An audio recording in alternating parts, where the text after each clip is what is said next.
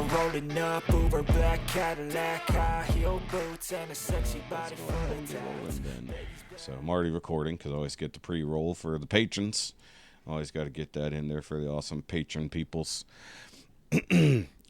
Jesus Christ! Don't make that fucking face.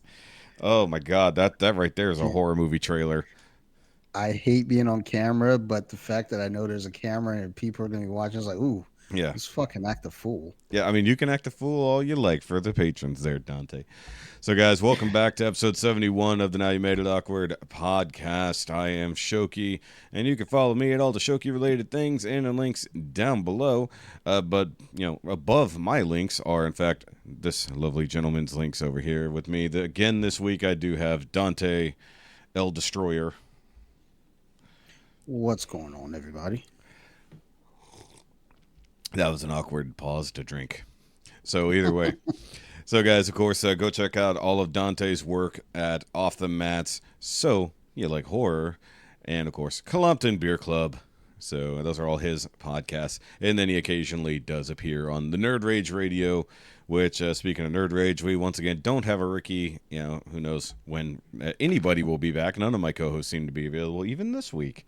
So it's gonna be an awkward post-summer apocalypse here, apparently.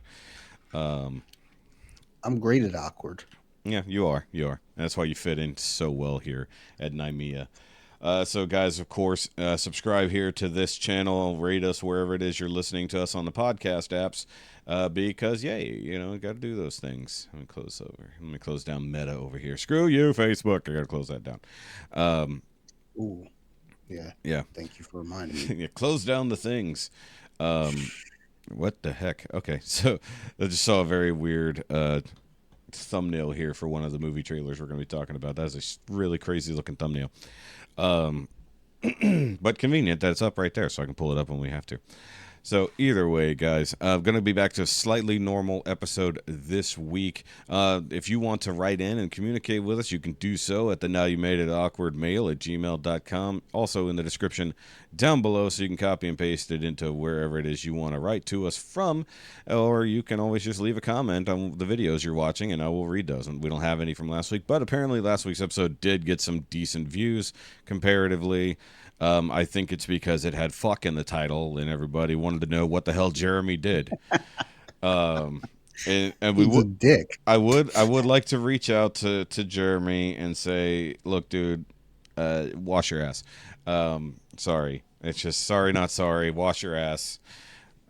Keisha will probably like you better if you would just wash your fucking ass. And learn how to read, you dumb bitch. You don't have to, dude. If we can't even get 8th graders to read at a 5th grade level nowadays, Jeremy's got no hope at 28. He's fucked. Wow. He is fucked. Oh well. Learn to swim, bitch. Learn to fucking swim. So, guys, we're just gonna get right into it here. Talk about our weeks, give or take. And it's been a couple weeks since we talked about weeks, but honestly, the most important thing that's been going on in the Shoky household is that Thursday night, Miss Shoky, aka Jessica, was in a car accident on her way home from work. And that resulted in her foot being injured. Nothing broken, badly bruised, looks to be a bit sprained, along with a really bad seatbelt bruise, like kind of here in her chest area, if anybody's looking, like upper boob area across to the armpit. And it is all kinds of nasty colors. We looked at it this morning after she got out of the shower. I was like, ugh. It's like that looks like Jeremy's fucking underwear on a Thursday is what that looks like. Ew, who shit on your chest? Oh, I didn't want to go there. Oh God, why do I open the doors? Either way, so the car is probably totaled. Still waiting to hear back from the insurance appraisers and all that. And that is unfortunate because, well, to just being honest, we don't really have it in our finances to get another fucking car right now. We needed that one to last as long as possible, and it was pretty good. I mean, it was an 2009 Honda Civic with like 130,000 miles. Pretty good. Still got lots of life in it. Just put new suspension on that bitch a few months ago. It fucking sucks. But I mean, like the airbags didn't go off or anything, so I don't know. I mean, it could be they just go, fuck it. It's only gonna be a few grand for a front clip on this thing. It still runs. Fuck it. slap it back together. Hell, it didn't even look like it damaged the paint. It just like bent the hood. It's stupid. I mean, I didn't see the bumper though. It was like laying on the grass. The patrons have seen this. By the way, guys, go sign up for the patrons if you want to see the full uncut video version of the podcast, so you can see what Dante's face was earlier that I reacted to. You're welcome. Yes. So that's the most important thing. I'm still going through physical therapy. I'm still going to be doing it for at least 2 more months. But of course, with dealing with all this and trying to help her around, I probably pulled a couple things, like just trying to help her get upstairs. You know, we're on a 3rd floor apartment, so it was very hard to get her up here super early Friday morning. Realistically, it wasn't even Thursday anymore. But luckily she did go back to work today. She was able to actually drive. We have gotten a rental car, which thank God I kept the fucking rental insurance on her car. It's like I took it off of mine. I took off like the fluff off of my car insurance, but I left it all on hers. Thank God. I didn't ever think I would need that. This is why insurance is known as in case shit, you know. Yep. So they're covering, I mean, it wouldn't be super expensive. It's a small-ass car, you know, but at least this way they cover like $25 a day, which basically means we pay $1 something a day for a fucking rental car, which is pretty fucking nice. And we've got it till damn near the end of the month, so, you know, we've got a while. But it is a Kia, so we'll see what happens. If you have any idea what's been going on lately with fucking Kias out there in the world. I won't be buying a Kia. I will say that. Unfortunately, it's going to hurt the market out there. But well, thanks for that info, because we are probably going to be in the market for a new car as well soon, depending on what comes back from. You know, Sarah was also in an accident, but oh really?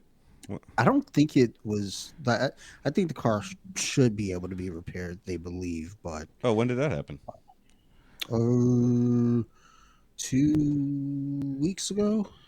I think I remember you mentioning it on Off the Mats. Did you, or Compton? I listened to too many of your podcasts to know which one's which when I'm listening anymore. It's like, are we talking sports, beer, jiu-jitsu? Wait, that could all be the same podcast. Fuck. Yeah. So I believe me, I don't know half the time. I'll tell a story. I'm like, where did I tell this story? Yeah. Which one was this on? Yeah, at least I have the one podcast, so I'm doing pretty good. But yeah, no. So she's okay though.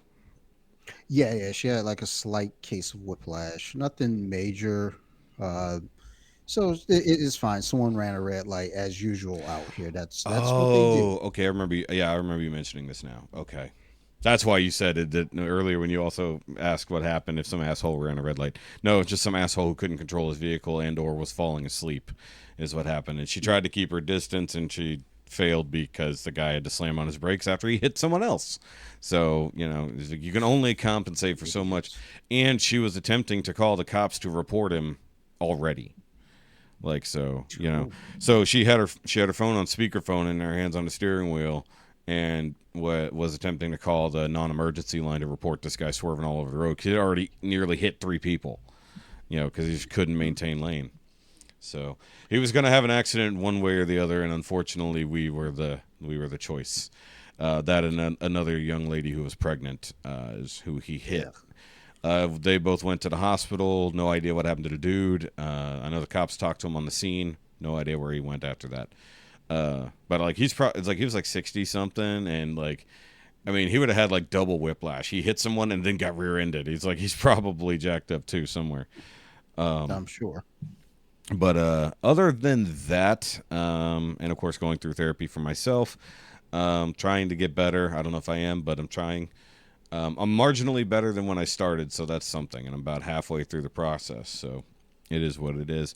We haven't talked about it lately, but I'm caught up on Ahsoka, and as we come up to the final episode of the season tomorrow,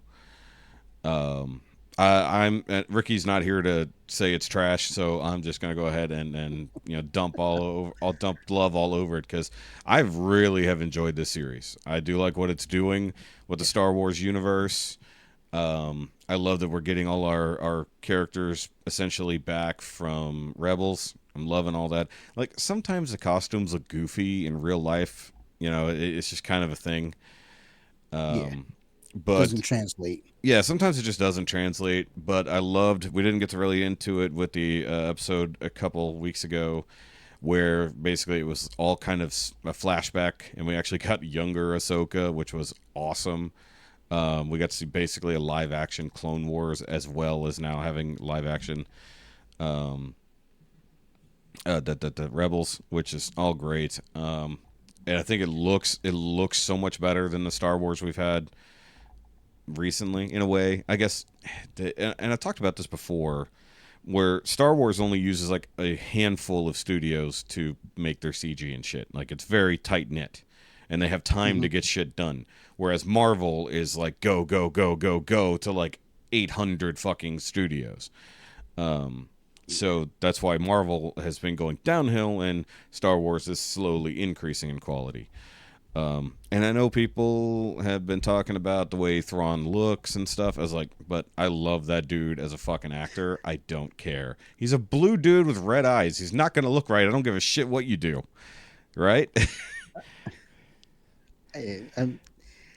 Look, I was excited that Thrawn was going to be brought in, and I wouldn't say I was disappointed how he looked. It's like, I just thought he'd be taller. I mean, taller is relative, because we don't know how tall any of those people really were. Unless you see him next to Vader, it's like there's no real like, how tall is he technically? Well, not taller like, like what's his name? Snoke. Oh, yeah. Like but like there's just something about like, it's not terrible. I don't think he doesn't have a threatening physique. Yeah, I don't feel threatened. But the thing is, though, too, he's brilliant. Yeah. He's like, he doesn't necessarily have to be physically threatening. Yeah. In that sense, because that's not what I was looking for per se. But it's always different though when you read a story and you kind of have a character visualizing your mind, then you get the live action version of any sort. It's like, it's fine. It'll do. I mean, the character is still there, and that's the important thing about him. And it's voiced by the same exact guy, which is great. Yeah. And that's Mads Mikkelsen's brother, so already fucking fantastic. And I loved him. Like, I've seen, he's been in a few things.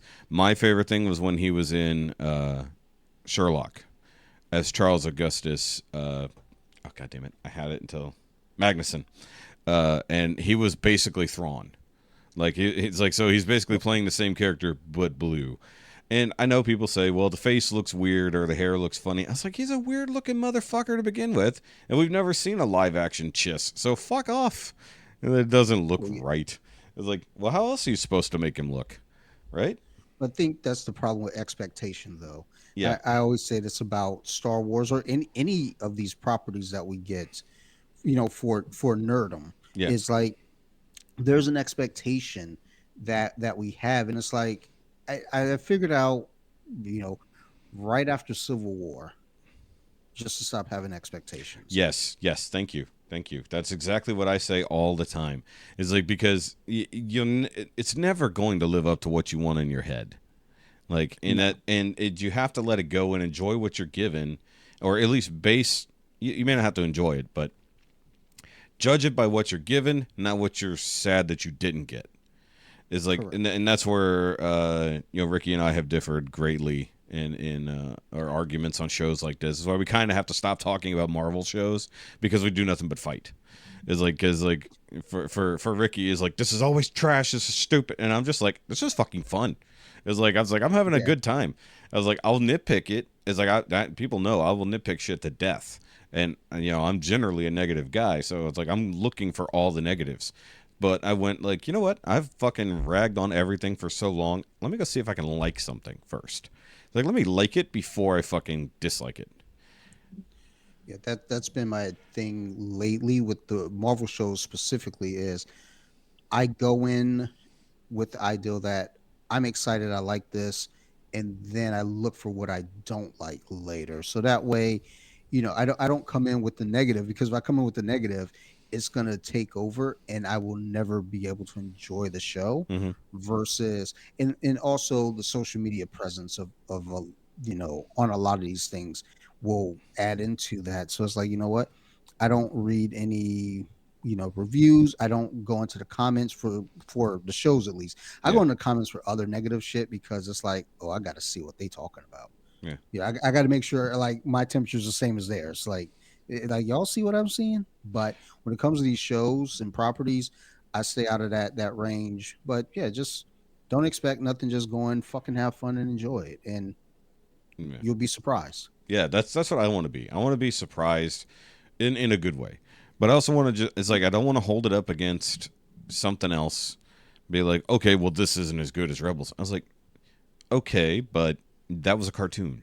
That's like I was like, what the hell? It's like, oh no, all these live action people don't look like their cartoon counterparts. I was like, huh, that's fucking weird. I wonder how that happened. And I just realized I've been spelling Ahsoka wrong for weeks. I've been putting Ashoka instead of Ahsoka. Oh, It's like I put the H in the wrong spot. It shouldn't be an H. It's fucking stupid. Learn how to spell Lucasfilm. I will say though, all this stuff going on Peridia with the Night Sisters and all this shit is like I like the lore that they're building there. Like it's been gone through with later seasons of Clone Wars and in Rebels and stuff like this. And like we still don't know. And I like this. Like normally we'd probably be hit in the face with the grand plan, right? No, it's all still kind of a mystery. Like what the fuck? It was like at first we thought, oh, we're just gonna go grab Thrawn and he's gonna come back and that's gonna be fucking it. It's like no, that's just the journey. It's like there's so much other shit we gotta literally do. It's like yeah. I like the ideal that it's done where I feel like with the Star Wars properties now, at least, and not all, but like for the most part, they're pacing it now. It's like instead of just trying to force feed us everything and give us all this content in 6 or 8 episodes, it's like, or not even that, but like let's give it all and reveal everything by the 3rd episode. Like no, slow pace it and like, give it feed time us. to breathe. Yeah. And I think this is what happens when you give Filoni time to do his shit instead of fucking like I absolutely agree that Book of Boba Fett was a hot mess, but it also a completely different director, different everything. The story was fine. What came out of it was it is what it was. But if that's the biggest failing Star Wars TV has had in the last 5 years, oh no, it's like, oh no, a show that wasn't. It's like we only cared about 3 episodes of that show, anyways. It's like who cares otherwise? He's like he's not going to be. Well, he might come in handy later, in the Mandoverse as we've got going on here, because now we know that this is leading to a Dave Filoni universe movie at the end of this, which may or may not be called Heir to the Empire. That's what everybody kind of wants to happen. So basically, Mando, Ahsoka, whatever's coming up after this, it's all going to be leading to a movie. So they're doing what I've always said that the Marvel shows should be doing. It's like you have your individual shows taking place in the same universe, and all those stories are building to a finale movie. And then you go from there, which seems like a better plan, especially with comic books. It's like, yeah, it's like serialize it and then have your big setup and payoff. Well, I mean, that's how comic books have mostly always been written anyway, Mm-hmm. You look at any of the crossovers from the 90s, especially, Yes. They have their regular titles and they work, within themselves, but there is a common threat that's loosely keeping them tied together until you get to that big crossover and there's your movie.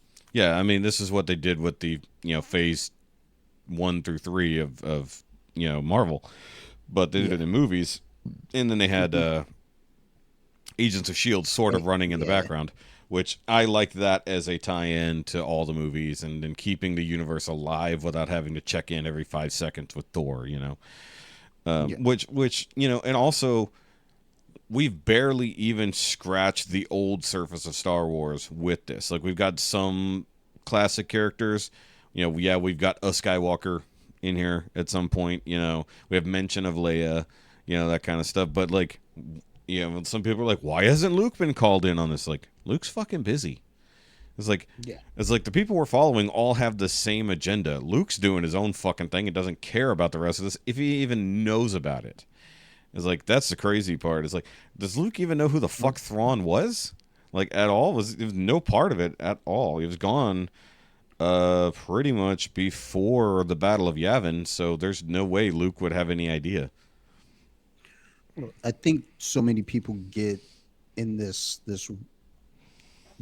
rush for things because it's like, well, they know familiarity. It's like, well, we know these characters are here. Like, bring them into it so that way I can feel comfortable because now I can connect to a story. I was like, or just treat it how you would treat any story. Yeah. Like, if you're not terribly familiar, I'm not terribly familiar with Rebels and Clone Wars. I know of them, but I never watched them because for me to sit down and watch anything, it's like, okay, like I need to focus. I need to concentrate. It's like, I can't do this. Yeah. But I pick up the cliff notes. I go to the interwebs. Yeah. And you get your ideal there. But at no point am I like, when Ahsoka was even announced, I was like, oh, okay, I'm excited. I want to check this out. I want to see it.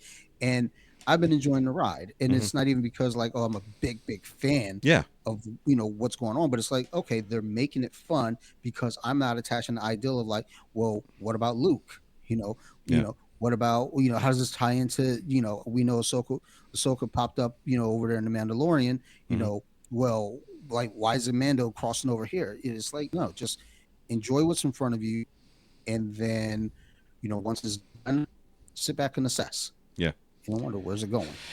And I also like that this universe is carrying on, even though we're not keeping up minute to minute. Like, so from where Mando, actually, it was actually Book of Boba Fett is actually where Ahsoka popped up, not even actual Mando. That's where our brains go. We're like, that was the Mando. It's like, no, that was actually Book of Boba Fett. True. It's like, but that was his episodes of Book of Boba Fett, which, that was what, Mando season 2.5. So that all happened, and then we eventually led to the Ahsoka series. So there's still a time gap in there. And like there's been a few years that are unaccounted for as it goes anyways. And it's how we're filling it in with, when did Ahsoka actually train Sabine? Did they actually go on that initial journey, to go find Ezra? And how long did that take? When did she actually stop training, or when did she dump her ass back on Lothal? It's like, when did she get dumped back there to just live in misery and being alone with all her friends fucking gone, And so, and I like some of the remake shots and stuff like that, and they're replaying certain things. Also, Ray Stevenson, I think, is killing it as Baylan Skoll. And it fucking sucks that he basically got this series done, and like, what are we gonna do? Because his character's not going away. Unless he dies in the next episode, he's not going away. So they're gonna have to recast his character next year, or whenever they redo the show, since he's gone. Unless they had to do some reshoots after his death or something, and be like, oh well, he's dead now. Nah, it's like, dude, just recast the character and keep the story going. It's like, it's not going to be the same, but you can't make it the same. It's like, if you have a story, keep to your story. There's always another actor. I hate to say it. It's not to be heartless, but we've seen what happens in Marvel when you do that. It's like you might break a chunk of your universe by just not carrying on. Unfortunately, it's not like it'd be the first time it's happened. It's been done plenty of times.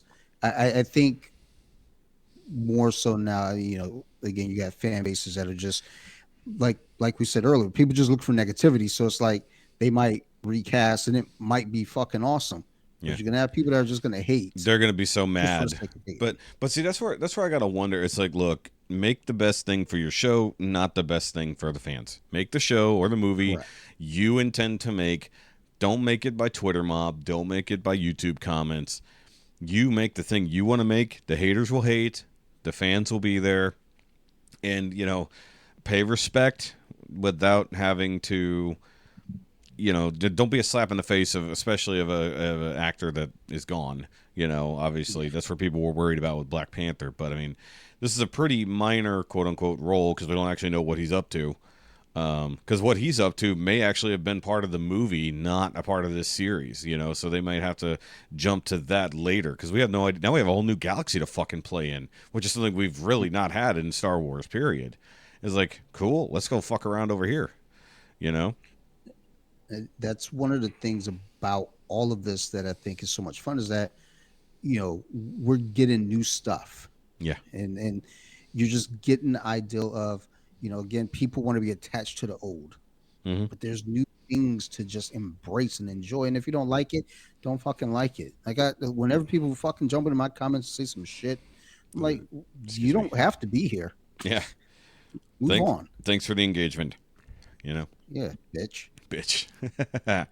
Let's see what else has been going on. Okay, so I'm up to current.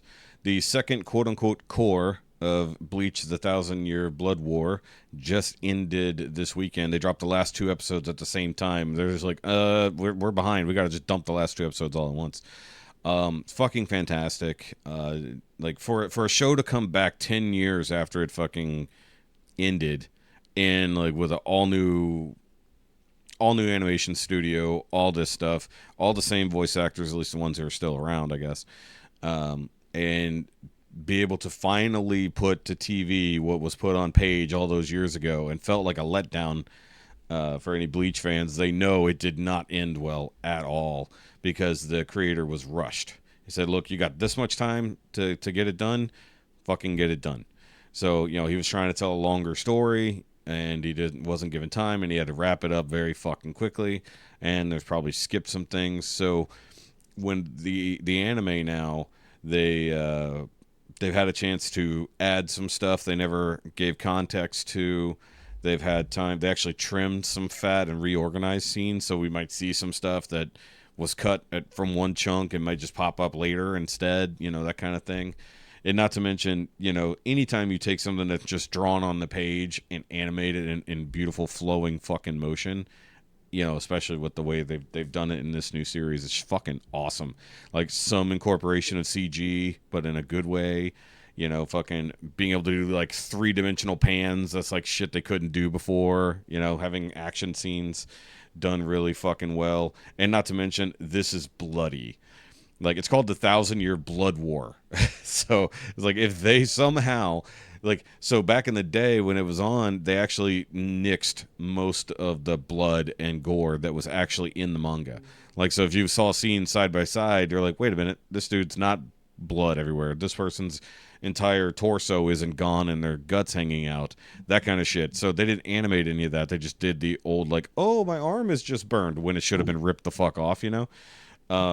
And the one scene, because I'd read the manga, I got ahead of it, and so I'd read one of the most epic battles, and at one point, the main character rips the arm off of the guy he's fighting and throws it at him as a distraction. And he says, do you think just by ripping off my arm and throwing it at me, you'll get... And then he surprises him with a hit from the side, because he didn't know how fast he was, and he literally comes for me. In the anime, he throws a fucking brick of fucking, like, concrete at him instead of his arm. Like, he cuts his arm off, but then tosses it aside. He doesn't throw the arm at him as a distraction. So it's like, I kind of wish they could go back and fix some of those animation things. Like, just remaster the whole series with new animation in certain scenes. That would be badass. Like, actually animate those few frames that they need for that. Because, like, legit, there's some people who just have their whole fucking center torso blasted out. You can see their fucking guts, you know, hanging there. But nope, not in this one. They're just like, you know, and there's a little splash of blood. Like, but this has been ridiculously bloody, like fucking Quentin Tarantino bloody. Like, you know, fucking Kill Bill Volume 2 when she's going up against the Crazy 88, and they, you know, you chop a limb off and it's just spraying blood. Or is that 1? Yep. Was that 1 or 2? No, it was the end of 1. Okay, I was like, I forget where it splits those. That's right. It was O-Ren she fights in 2, right? Or am I just thinking all about 1? I think she fights O-Ren at the end of 1. Oh, duh. That's how she gets from the Crazy 88. So fuck everything I just said. Either way. So, but the point was Quentin Tarantino spraying blood kind of situations. Because there was one thing, because it's a fighting shonen, so, you know, sword slashing and whatnot. So slash with the sword, wide zoom, fountain of fucking blood after a second, that kind of shit. And it would have never been on TV back 10 years ago, so it is what it is. Also caught up on Jujutsu Kaisen, which is only getting better and fucking better. I don't know if you've probably heard Joe talk about it on Nerd Rage. Yes. And I haven't read the manga on that one at all, so I'm going in completely fresh. Dude, the fucking animation is so gorgeous. Like, you get engaged with these fucking characters and shit. Ugh, and then the way that I guess the season technically ended, which might be why I didn't get a new episode this weekend, or maybe I'm an idiot. I don't know. I've been kind of distracted for reasons. But fantastic. Also anime. I've been kind of just lacking on a few things. And also, a show that I have been anticipating for months is finally out, but I can't watch it because it's on Canadian fucking TV. That's the show. Season 2 of Shorzy has finally started, but it's only available on Crave TV, which is basically their Hulu. And it won't be out on proper Hulu till the end of October. Yeah, I can't wait a fucking month to watch this fucking show, dude. Dude, like, you probably don't know, but like, I fucking love Shorzy. It's a spin-off of the show Letterkenny, which is a Canadian comedy. But it's a hockey show. So, it's like I have very little vested interest in hockey, but go back to being a kid, love the Mighty Ducks, love any of those things around that. This is like an adult version of the Mighty Ducks in a way. Like, because it's silly, ridiculous adult humor, but with really good fucking hockey. Like, in the same mix. And the first season's only 6 episodes, and I've rewatched it 7 times. Like, I just love it so fucking much. Like, the acting is great. The comedy is fantastic. The music is fucking amazing. Nice. So if you have Hulu, you can watch the first season. No problem. You don't have to watch Letterkenny to watch Shorzy, but Shorzy's worth watching. Okay, so we had a minor tech glitch, but we're back. Sans camera. Sorry, patrons, but it is what it is. It happens sometimes. If we have any other issues, I can pick my nose. You can. Well, I mean, you could have anyways. I wouldn't have faulted you. What was I saying? Oh yeah, Shorzy. Shorzy's amazing. I suggest it. I mean, it's a very quick watch. 27-minute episodes. And if you're remotely interested, I say give it a watch. But I'm gonna try to figure out how to watch season 2 without waiting till the end of fucking October, because I've been waiting a long fucking time for this. I mean, they have basically had to put the show on hold for 2.5 years. So like, and they left it on a cliffhanger that needed to basically pick up within, I don't know, a week of where they left off. So like, it's gonna be weird because they had to bring all the actors back. And they didn't even know if they were going to get a season 2. There was no news on whether or not it was greenlit or anything. And then all of a sudden we get teasers and then a trailer. So, it's like that's the way to go about it. But like, to leave a series on a cliffhanger, it's still kind of complete in and of its own set, but it sets it up to keep going. Obviously, it's never going to be as big as Letterkenny, but I still argue it's a better show. Even though I love them both. They're in the same universe. And there's very small crossover. There's definitely actor crossover, which I find hilarious. When they bring in actors from Letterkenny playing other people, which I guess actually the main character is actually one of the main characters on Letterkenny. He just plays dual roles. And he always did. So on Letterkenny, Shorzy, the character, you never saw his face. Like, ever. Like, you'd see him in the showers, or you'd see him working out, or you'd see him in his hockey gear, but you'd never see his face. And you never got to see his actual face until the first episode of Shorzy. And he's the same character, or same actor, Jared Kiso, who plays Wayne on Letterkenny. So it's really funny. So, and they only have one real interaction in the entire show, and that's right as Shorzy leaves Letterkenny. So it's like, you don't have to watch all that for the setup, but it's not necessary, but it's just a fun thing if you do. Yeah, I get you. So that's pretty much it. No new movies currently, because I'm waiting to go go watch the new Exorcist movie so that hopefully you and I can review that, and then also do the Pope's Exorcist for later. Yeah. It's actually what I've been trying to get set up all day Yeah. is to um go see The Exorcist Believer this coming Friday. Okay. Because I didn't realize my weekend was actually, well, I guess I'm not busy on Sunday now, so never mind. I probably can just see it Sunday. Oh, that would work out because I can literally plan my whole day around that. Because the initial plan was to try to see it on Friday, and then I was like, well, I don't know that I'm going to have time on Friday to see it, so I'll go Saturday. And so I was like, well, right now we're down to one car.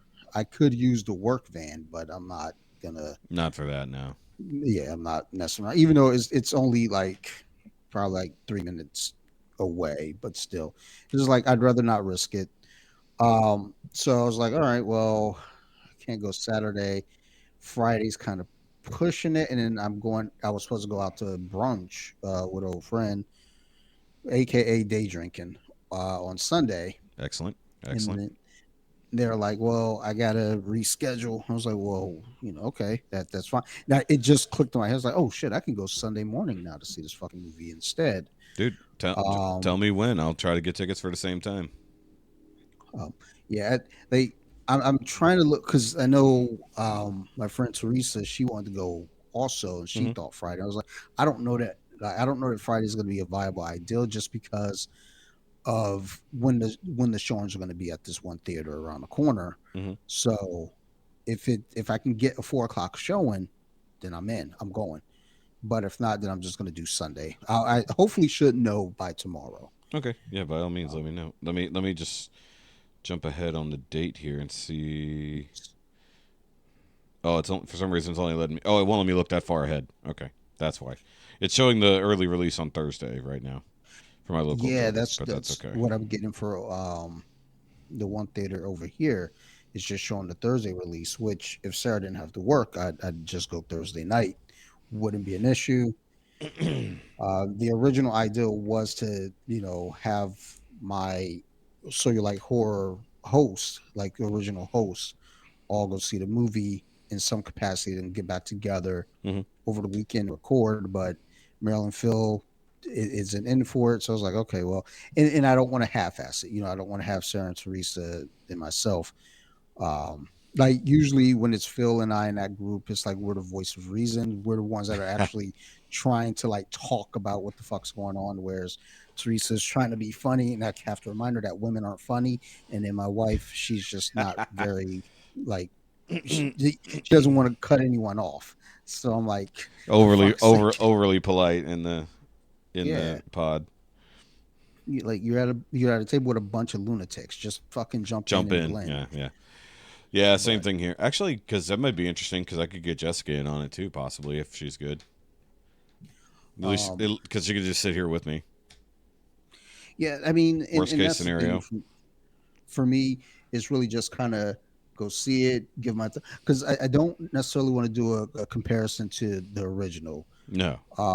I just want to talk about what this movie is and what it adds to the lore moving forward, because it is a reboot. So it's a continuation of the original from 50 years ago. Actually, it came out the day after Christmas in 1973.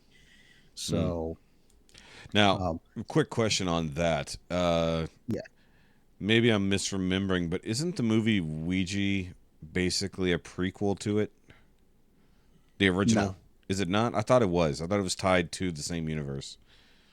It is not. Because I think I watched an entire review where they were trying to explain, might have been on Film Theory or something, where they were explaining how the movie Ouija basically leads to The Exorcist. Because I think it takes place in the same city. And like I think there's a lot of ties to it. Maybe I'm wrong.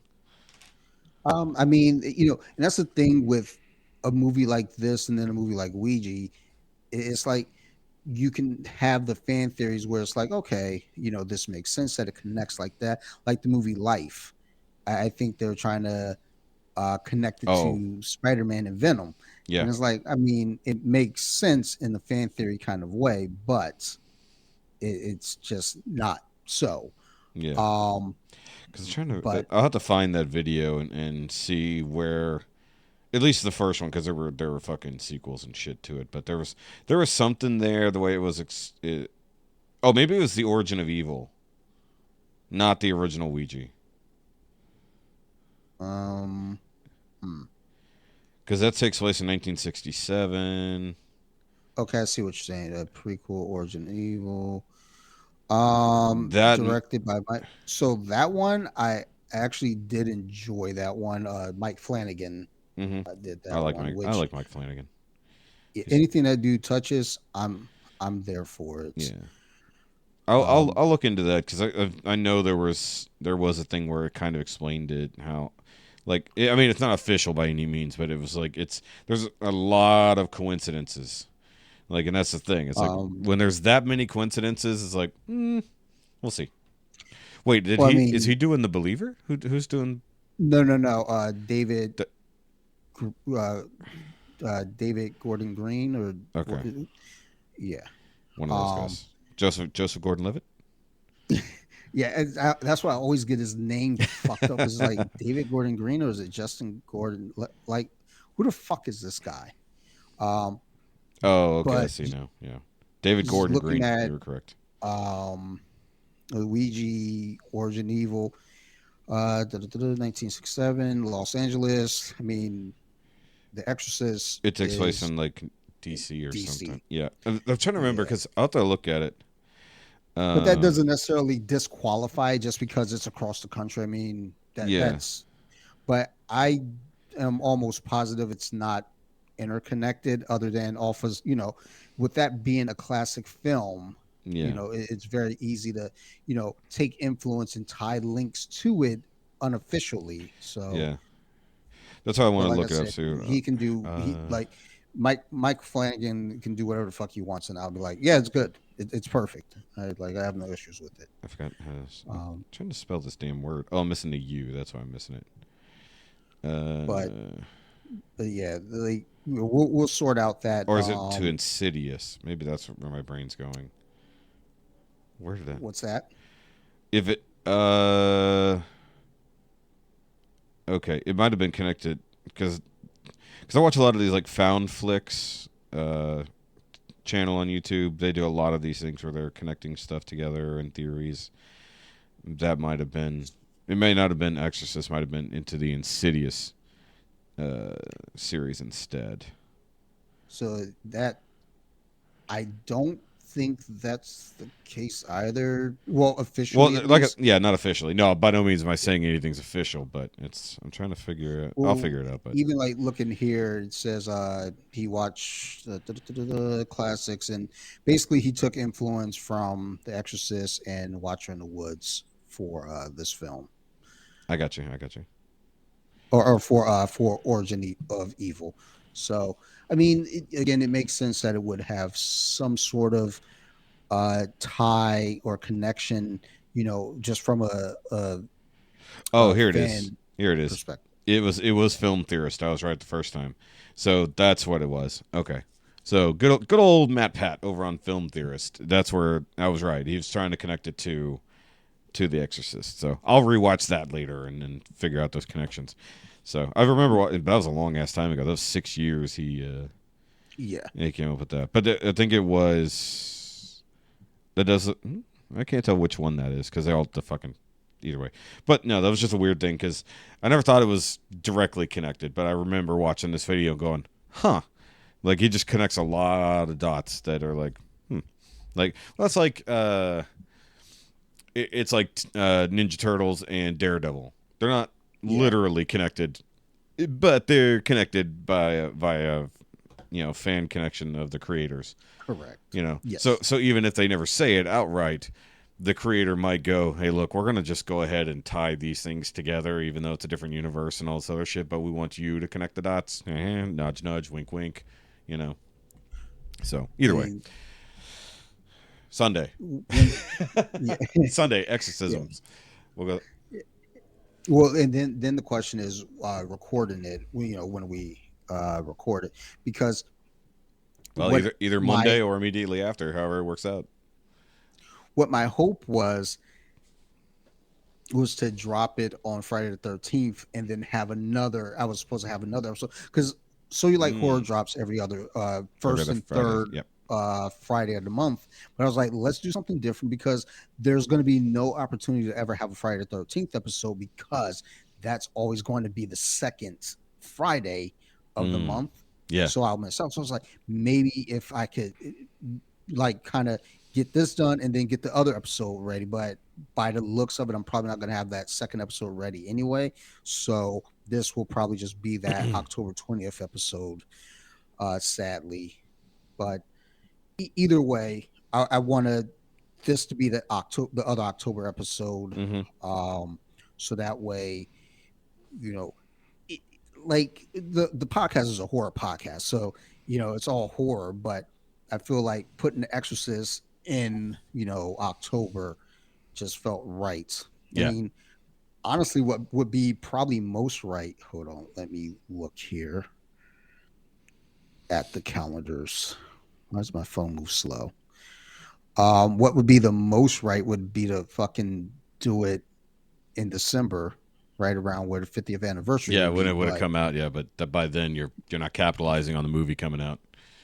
Yeah, I mean, you still, because I mean, again, you still have again the 50 year anniversary, so it kind of works in. But so why, at the same time, I don't want to wait that long. Why didn't they do it? Like, that's weird. It's like the anniversary is literally right fucking there. Why wouldn't they just wait? I don't know. That's the same question I have about Rob Zombie's remake of Halloween in 2007. Why not wait one more year so you can hit the 30-year anniversary? That is weird. Yeah, why do 29? Yeah. Actually, no, what you do is you wait for the 31st anniversary. Even better. That just makes more sense, actually. Like, but he would have had to hold it back for, well, I guess, wait, when did his second one come out then? 2009. So that one was the 31st anniversary. So there you go. He got it right slightly. Kind of. Well, he was supposed to have a third movie in that series. Oh yeah, and that's right. I think he had so much backlash. He just said, "Fuck it, I don't want to do this anymore." It's a duology. And it sucks because I enjoyed the first one. I didn't care for the second one, but the second one I have a weird relationship with because I don't like it, but I do like it. It's one of those things where it's like you catch me on the right day, and I'm like, dude, I'm really liking this. It's got all the Rob Zombie elements. It's got the right amount of gore. The story just feels a little weird because it's like, well, what's going on? Is this all in her head? Is it really happening? And that's what I kind of like about it, though. You don't really know. Yeah. So, but whatever. I mean, fans are going to be shitty. And like we said earlier, make the shit that you want to make. Don't worry about the fucking fans because at the end of the day, there are going to be so many people that are going to bitch and complain. But the real fans are going to be there for the ride with you. All right. Pause for a second. Cocksuckers. Pause for a second. Yep. Hello? Hello? Hello? Ooh. Okay, good. All right. So I paused. I was trying to mute me so it wasn't coming across, but I paused the recording instead. And then I just unpaused it to talk about pausing it. So it is what it is. So, I mean, that was kind of it for anything I've got going. Oh, hold on. I got a bunch of figures in. I've got videos coming out about all the figures and shit I just got in. So check out the Shoky channel for the In the Kitchen with Shoky release. Oh, I do want to mention, I did get in my Cousin T's world famous buttermilk pancake mix and syrup and made pancakes with that. This past weekend, pretty good, but I think like the recipe calls for like way too much liquid, so I'm gonna redo it with a little bit less milk in it, let them fluff up a bit. But they're pretty good fucking pancakes. For those who don't know the story of Cousin T's, is comedian Terrence Williams said, you know what, if they're taking all these black faces off of products and stuff and renaming stuff like Uncle Ben's, Aunt Jemima's, all this, he said, fuck that, I'm gonna put my black face on these products and put them out instead. So he basically came up with the idea for Cousin T's. You know, he put his literal face on the box and on everything else. So he's got a whole bunch of different pancakes mixes. I think he's even got waffle mix. He's got he's got true maple syrup and then non-high fructose corn syrup, which that's what we've got. It's pretty fucking good, if I'm not gonna lie, because he's like, you know what, this is stupid. Like, this is stupid. Why take all these people who've been on the boxes or on the bottles for so fucking long, take them all away in this weird way? It's like I said, fuck it. I'm independent. I can do this. I'm not owned by some giant subsidiary of whatever. I don't have to follow any lines. It's like, he's like, I want to see black faces on products like this again, is what he said. And so he did it. So representation matters. It does. That's what the argument is. And then when the argument is representation matters, and then they say, but take these faces off the boxes or take these mascots away from teams. And it's like, well, what happened to representation? Yeah. And, we get all fucking turned around and fucking goofy. And we talked about that representation, at least with the teams. And didn't we share just the other day that they're being sued to put the Redskins back because of the actual guy is like, hey, no, you're gonna make this Redskins again because this was actually based off a person.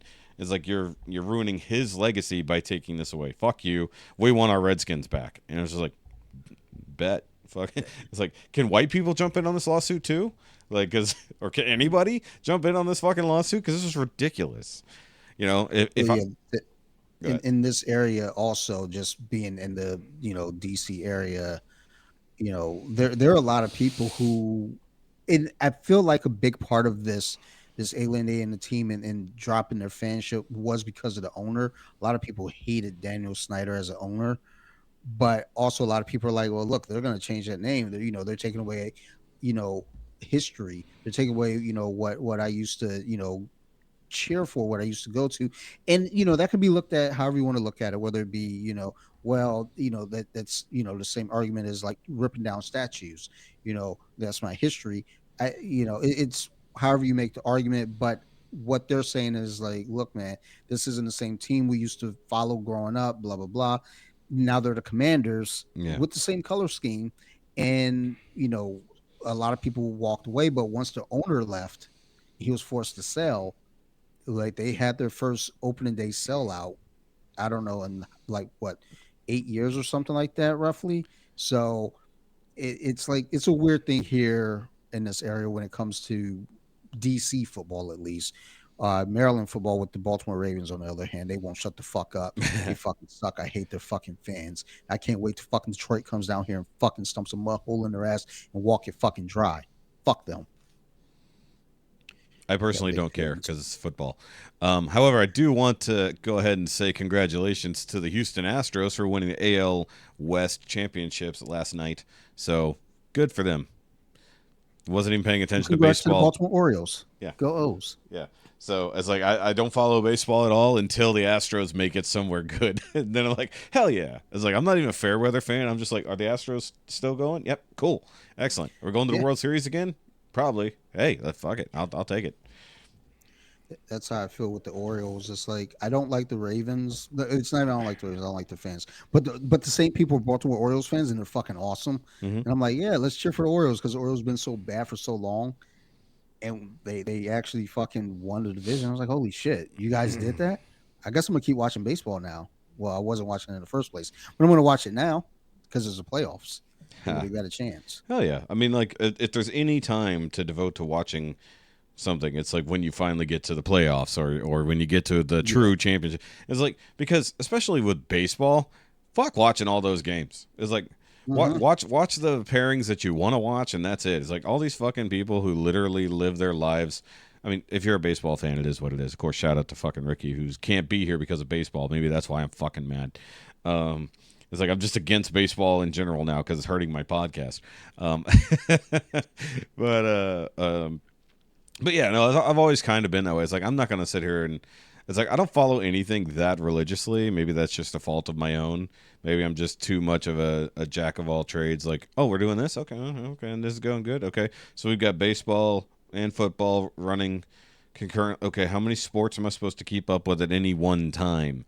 It's like, sorry, my brain does not have that much space to do that and watch every Star Wars show that's currently out at any given point and or care about Marvel, which, by the way, Loki Season 2 starts next week as well, and I'm excited about that because I fucking loved Loki Season 1. Yep. And then also there was one other show. Oh, I forgot to mention, I've been watching, I watched the first 3 episodes of Gen V or Generation V, the Boys spinoff. Yes, I started watching that. We started late Saturday, and Sarah, like, we had already watched some stuff. So she fell asleep. So I was like, I'm gonna be fair and I'll wait for her. But looks fun. I called it an R-rated Wednesday because it's the same vibe as Wednesday, but Yeah. in the boys' universe, not the Addams Family universe. I was like, it really does follow a very similar ideal there, but I liked it. I love that it's like the same team doing everything. You get references to shit that happened in the universe. The characters are pretty good, for even being like young adults, that kind of stuff. Yeah. But I like how they roll. They did something interesting, and you'll see as you watch this. It's not really a spoiler because it's fucking blatantly obvious when it happens. They take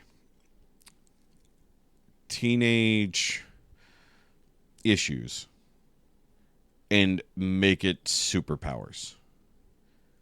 So our main character, the only way she can use her powers, which is to control blood, is to cut herself, to have access to her blood. So she has to cut herself a lot. Her secondary friend or character, whatever you want to call it, has to throw up to use her fucking powers. So she basically has bulimia to a degree. She doesn't do it because she wants to be skinny. It's the only way her powers work.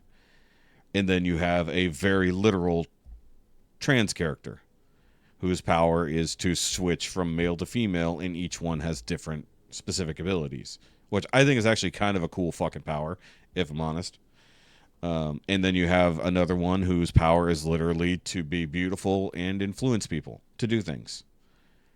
And then you have the guy who's literally the fucking head jock of everything, and his name's fucking Golden Boy. It's like, so his powers are like insanely powerful. He basically is the Human Torch, You see him in episode 1. Yeah. Yep. And like, it's literally like they made all of these fucking young adults, their powers, all the shit teenagers and young adults go through. It's like, that's their superpowers are also their fucking normal weakness for regular people. And it's a clever way to have brought that in, Yeah.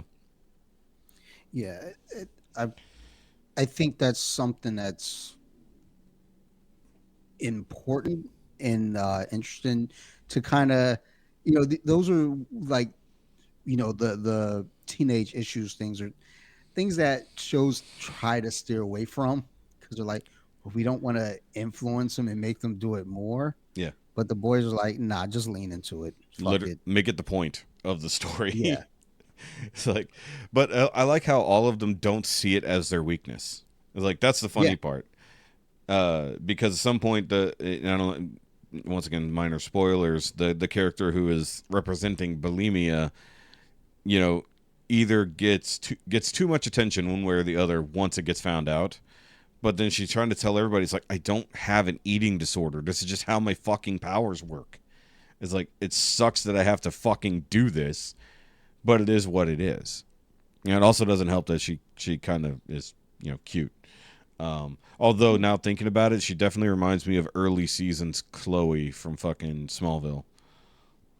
Ooh. Yeah. Okay. I can dig that. Yeah, so she's got a little bit of that Allison Mack in her, a little. So, and that's the Lil Cricket character, which also sounds like a rapper. Sounds about right. Yeah. So, but I really enjoy it. I love more content from the boys. And apparently, according to social medias, Soldier Boy will be making an appearance of somewhere. So we get a little bit more Jensen Ackles dressed up in the green in this episode somewhere. I don't know if it's going to be a flashback or whatever, because this takes place post Boys season 3. So we know Soldier Boy is out there somewhere somehow. So we'll see what happens. I'm intrigued by this thing they're doing.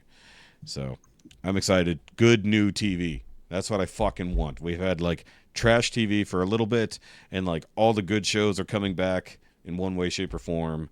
And a lot of the trash shows are continuing. Unfortunately, Jessica picked up a new trash show, and I fucking hate it. I hate it so much. Of course, that's what they do. Yeah. And maybe I don't know if Sarah has picked up on this or not, but New Amsterdam. I don't believe she has. Don't let her. Um, Don't let her. uh, well, so what ends up happening is when I record on Friday nights, she ends up watching something goofy before passing out anyway. Yeah. So for me, it's like, hey, I, and you know, I don't. She doesn't talk to me about the show because she knows I'm going to check out immediately. Just like she checks out when I talk about jujitsu. Hmm. So it's kind of a, it's how we stayed together for 23 years. Yeah. We just ignore each other. Yeah. Yeah. And the big problem is like, because Jessica will do the same. I'm in here streaming, recording, doing whatever, and so she'll be watching whatever. So, and she's one of these people who likes Grey's Anatomy and all things around it, which means she has no taste. Um, and this show is a lighter version of Grey's. Oh Um, yeah, then and she'll definitely not watch it. yeah, so and I told her flat out, I was like, this is just Grey's Anatomy all over again. It's like, no, because not everybody's sleeping with everybody else. And then people start sleeping together. And I'm like, and it's like, no, that's only like one or two of them. And then more, it starts happening more and more. It's like, Well, that's how it starts, though. yeah, exactly. And it's like, okay, so where's the blatantly gay character or the one who's hiding it? Okay, so where's the incredibly flawed main character? Oh, there he is right there. Okay. And like they have also the problem I hate with it is that the main character, he's a bit fucked up because it starts out with him literally finding out he's got fucking final stage cancer. Like that's how the show starts. I was like, did we miss 3 seasons of this fucking show? What the fuck happened? No, that's literally how it starts. You get embedded immediately in what feels like the fourth season of a show. It's fucking weird. And then from there, struggles, blah, blah, blah, hospital shit. But then he somehow takes every possible side when it comes to every social justice issue. Like, and he makes it the hospital's problem. Like, just watched an episode last night where he wanted to, because it's called New Amsterdam, which is in New York. Of course, it was named that by the Dutch who came here and pushed all the Native Americans off the land. So they've got a Native American teacher who is deathly ill, and she doesn't want treatment from the hospital because of the name, because the white men stole this from me, all this and stuff like that. And he's like, okay, fine. We'll change the name of the hospital. So he literally goes to the fucking board and say, hey, the name of the hospital is racist, so we got to change it. And then when he says, okay, we're changing it, and she goes in there and says, well, that's not fucking good enough. It's like, because you don't have any staff on board or anything that's like this. And then he's immediately like, okay, how do I fix this? It's like, he's whatever fucking breeze blows through on whatever fucking issue. Like, they're into COVID now, too. So they're in the COVID era. And it's like every possible thing on there. Pro-vax, anti-vax, the Asian hysteria, all that kind of shit. All happening. And he fucking sides with every side as it blows through. I was like, Jesus fucking Christ. I was like, this is a terribly written character. It's like, oh, I hate it. I hate it. It definitely is something I know Sarah won't go near. And Oh, thank God. just based off of everything I'm hearing, I was like, you know what? I won't even accidentally stumble into it. Yeah, don't do that. So, and the main character, I don't know the actor's name, but the character's name is Max. He looks like a combination of Elijah Wood, Edward Norton, and Matthew Fox. Like, and he does all his acting with his eyes, and he's got huge goddamn eyes. And it's just like, I was like, no, I'm done with this guy. He's fucking useless. I was like, if this was real, his ass would have been fired after the first insane decision. He decided to go ahead and create his own insurance, like in-hospital insurance idea. And it's just like, okay, well, all these poor people can't have health insurance. We're just going to give them insurance, and it's going to be based off the hospital. Go out and hand out these 5,000 fucking insurance cards that I just printed out. It's like, why the fuck did the board even allow him to go this far? What is happening? It's like, then he tries to cancel his fucking the contract with the company that makes all the opioids that the hospitals use. So he tries to take a stance against the opioid crisis because they were losing people that died of opioid overdose. And then he realizes he can't beat Big Pharma, so he gives in. It's like, what the fuck is this show? It's like, this is fucking stupid. I hate it. I hate it so much. I hate Grey's Anatomy worse, but this show is fucking dumb. Grey's Anatomy is fucking trash. I've not ever watched Grey's Anatomy. Don't. But by the sounds of this, I just feel like, you know what? This is what the fuck are they? Never mind. I don't care. Yeah. Why am I even thinking about it? And I shouldn't care, but it's on my TV when I'm trying to do things. It's like, so my option is watch something on my own and barely catch anything that's going on, have her regurgitate to me the shit she just watched, or go do other work in the other room and avoid my wife entirely, which is what I used to do, but then she used to get mad at me for basically spending no time with her. So it's like there's a fine line to be drawn there. Remember that meme I sent you the other day? She wants you to listen, but also wants you to talk, wants you to be nowhere near her, but also be there to talk to her. That's literally the situation here. But there's a stupid-ass medical drama mixed in. Amazing. I'm done with it. I'm fucking done with everything. I just want to play with my toys and talk to my friends who also play with toys. That's what I want to fucking do. And I want to watch Shoresy, goddamn Canadian TV. I mean, so angry. I think that's all of us. All of us. Yeah. Speaking of that, you go now. I've talked a lot. You go now. Well, fuck. I don't know. What have I been doing? I watched Talk to Me, which is a A24 studio horror movie. Came out over the summer, I think in July. So we got it on digital here at the house, and we watched it. Because most things horror, I'm going to, wait for it to hit streaming like Shudder or Peacock or whatever the fuck. But this was one that was like, look, I don't know where it's going to land, and I don't feel like waiting. I just want to kind of jump in and watch it because I've heard a lot of good things. The only one person I heard say something negative is one of those people who say, well, I'm not scared of scary movies. It's like, it's not so much about the scare. It's really about, is it a good movie? That's all I'm looking for. Like, most of them don't scare me either, but you know what? I'm still there for the entertainment. So basically the movie kind of revolves around, a group of, I guess you could say, maybe early, college students. Yeah, 20-somethings. Maybe high schoolers. I can't get a gauge. I know there are younger brothers involved at some point, like that are 14 and 15. But the main characters are, a couple years older. So I'm going to say about 18, roughly. And it opens up where one of the guys is like, okay, they're at a party and they have this hand. And if you hold hands with like a handshake, you say, talk to me. It's supposed to connect you to, spirit, I guess, the dead. Sure.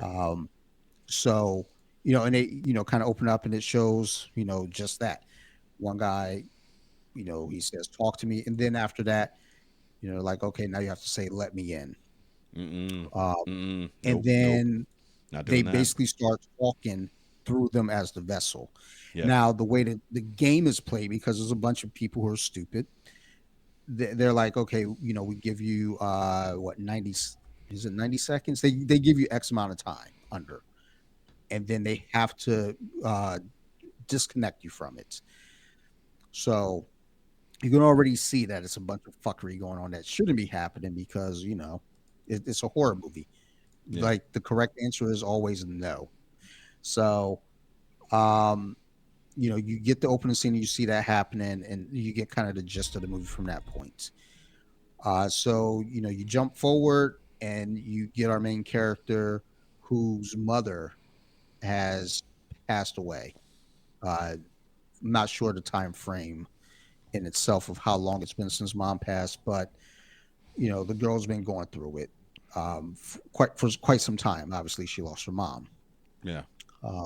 So, and then there's boyfriends and girlfriends and all this stuff. I think there's an ex-boyfriend involved in some bullshit there too. So you get to a point where, she's kind of an introvert. She doesn't really go out, obviously, because of the depression, but she decides, hey, I want to go out this night. So she goes with the friends, and at the party, they have the hand there to play Talk to Me. So, they strap her into the chair, and she does it, and she sees a figure, and then she does the whole "let me in." It hits her pretty hard. So she's like, "Holy shit!" Like to the point where we don't know if this is happening with other characters, but we know it's happening with her, where she's still kind of seeing stuff after the fact, and she starts seeing her mom, and like reflections and things like that. And her mom's basically saying, "Look, maybe my death wasn't a suicide. Maybe there was more to it." I don't want to spoil it and give too much away because there's some fuckery with all of that. But at the end of it all, you kind of think it's kind of wrapped up around her in terms of like this hand, but it actually gets, some other characters. Because the one thing I was asking as we're watching this, the guys who are hosting the party is like, well, have these fucking guys done it? And they have like kind of a montage where everybody at the party's doing it. They're all having like it's almost like a drug to them. Yeah, They're getting high off of this. At the end of it, when you get your big twist at the like roundabout close to the end, it paid off. I felt like I enjoyed it. It was one of those movies where we finished watching. I was like, wow, okay. And then the next day, like midday on Sunday, I was like. And I look at Sarah and I go, I'm not okay. Like that movie actually fucking kind of hit me in some ways, and I'm just not sure how to feel about it right now. But I'm not okay. I like the movie, but I'm not okay. I've got unresolved issues. But I watched that. I enjoyed it. I'll probably watch it again tomorrow. Just because I think I do want to do an episode on it. I want to talk about it. I just got to get someone that's watched it and sit down and like, let's talk about this because it is a fun movie. We, over here do the Colompton Beer Club, so I don't want to go too much into that, but we recorded that and we do a lot of football talk. So we talked about the NFL, just being fans. But one of the big weird things that's going on in the NFL is the tight end for the Kansas City Chiefs. He's dating Taylor Swift. Yep, that was a huge thing over the weekend. Yeah, well, even the weekend before. Yeah, because when she first popped up at a game, I think merchandise sales went up 400%. Okay, yeah, they're on top of that. They're like, bring her back every week, please. Yeah. So the big deal was they were playing the New York Jets this weekend in New York. So. Yeah. The ticket prices fucking went up 43%. Merchandise again went crazy. And I think I just saw a report. Someone had to be there was a flight maybe. They had to kick someone off the flight because he took a shot every time they showed Taylor Swift on the TV or some bullshit. I don't know. Oh no. So yeah, it didn't go well for him. We got to talking about that a little bit, and just like the power of Taylor Swift. I don't know shit about Taylor Swift, and it's not because I'm old or like I don't care. It's just it is because I don't care. I don't, I remember Taylor Swift like years ago, like when she first hit the scene. I was like, oh, look at that cutesy little kid. Mm-hmm. I didn't know she was this fucking megastar. I had no clue. Oh yeah. Until this like last weekend, when it was like, holy shit! Like I thought she just dated a bunch of celebrities and wrote songs about them. She's managed to stay relevant. I think for fucking. God, shit, 20 years now almost? Jesus fucking Christ. How long is she? She's been around since I was in college, as far as I know. Yeah, I remember her like, I want to say like mid 2000s, like. Yeah. Let me see when her first album came out. Yeah, that's what I was just looking up. It's like, when she dropped her first album? 06. Almost 20 fucking years. That's nuts. I didn't realize she was 33. Okay. That all makes sense now. Yeah, and she's getting more and more attractive. I mean, she's tall and lanky, so it's already difficult, but she works it. Yeah, it's a weird thing to me because, like, I love me a giant. I love me a tall woman. I think she's 5'11". Yeah, but she's skinny. Like if she was a thicker girl, we're not talking Lizzo beautiful, but if she was no. Yeah. I don't, did some squats here and there. Wouldn't kill her. Yeah. She's making it better. Well, the funny thing is, I think with her, because she was still very young with the first album, like I think she's literally grown. It's like this was funny because you go back to the old days, like literally look at her first few music videos, and she just looks like a young pretty girl. And then Mm-hmm. like you start seeing her like within a couple of years, and she's just like, holy fuck, Beanpole, like Jesus, like okay then, like she's attract she went for that she went for like the not homely but like just normal girl look there for a little bit. Like she's just like, Yes. I'm gonna take it back, after I've dated all these other mega stars, and it's all become a huge giant clusterfuck because it has become cliche for her to date other famous musicians or whatever, Yes. and then break up with them and then write songs about them. But I mean, everybody fucking does that. Um, Yeah. but I mean, it's a meme it's now. no shock. But she Yeah, still it's puts out fucking is like, I mean, not for me, but she still puts out fucking mega hits like all the goddamn time. so I wonder with that though too, and I think about this with tons of artists. When we're like, they're putting out big hits. I mean, there's also a fan base, and sometimes a fan base will stick with you whether it's good or bad. Yeah, You know, 100%. and and that's the thing. I don't like. We're kind of joking about because it's like I don't know any of her songs. I started thinking, I was like, well, no, I do know a couple songs at least. In past, like "Shake It Off." There's this one song fucking stuck in my head now. Maybe it's called "Trouble." Yep. Because that's all I can hear is like trouble, trouble, Trouble, that in my trouble. head. Yep. So Exactly. okay, so that is a Dude, the song fucking because there's cat. that Dude, she knows how the to write goat video. music. She knows how to fucking write music, dude. Like, and Yeah, she is, and this is the thing. It might not be good, but it's catchy and it gets stuck in your fucking head. The same thing as, but she's yes, managed to ride all the modern waves. Like hmm she reinvented herself as a fucking rapper for about 5 minutes, like just to be a little bit relevant and bring in more of the rap and hip hop flavor there for a minute. So she actually did. I think she actually worked with Fiddy for a thing. I And she believe I remember that. yeah, and she's got connections throughout the fucking music industry now, especially after having to sue to get all her fucking shit. Like because her Yeah, original manager was whichever fucking dickhead that was. I don't remember. That wasn't Dr. Luke. That was, or maybe it was. Might have been. He was one of those huge ones, and he had a penchant for young females, and there was the whole Me Too situation. Not only uh-huh. that, but had to sue to get all her own fucking music, and then started her own shit after that. Yeah. Well, and she's doing it. Like you said, reinventing herself and keeping herself relevant. And I think back, to at least for me back in the 90s and even kind of the 80s with Madonna in the 80s and Mariah Carey in the 90s, they always did stuff. They kept their finger on the pulse. Yeah, They knew what was going on. They knew how to ride a wave. I mean, especially Madonna. I mean, she always kept herself relevant. You got to a point with Madonna where it's like, okay, relax. It's time to just move over.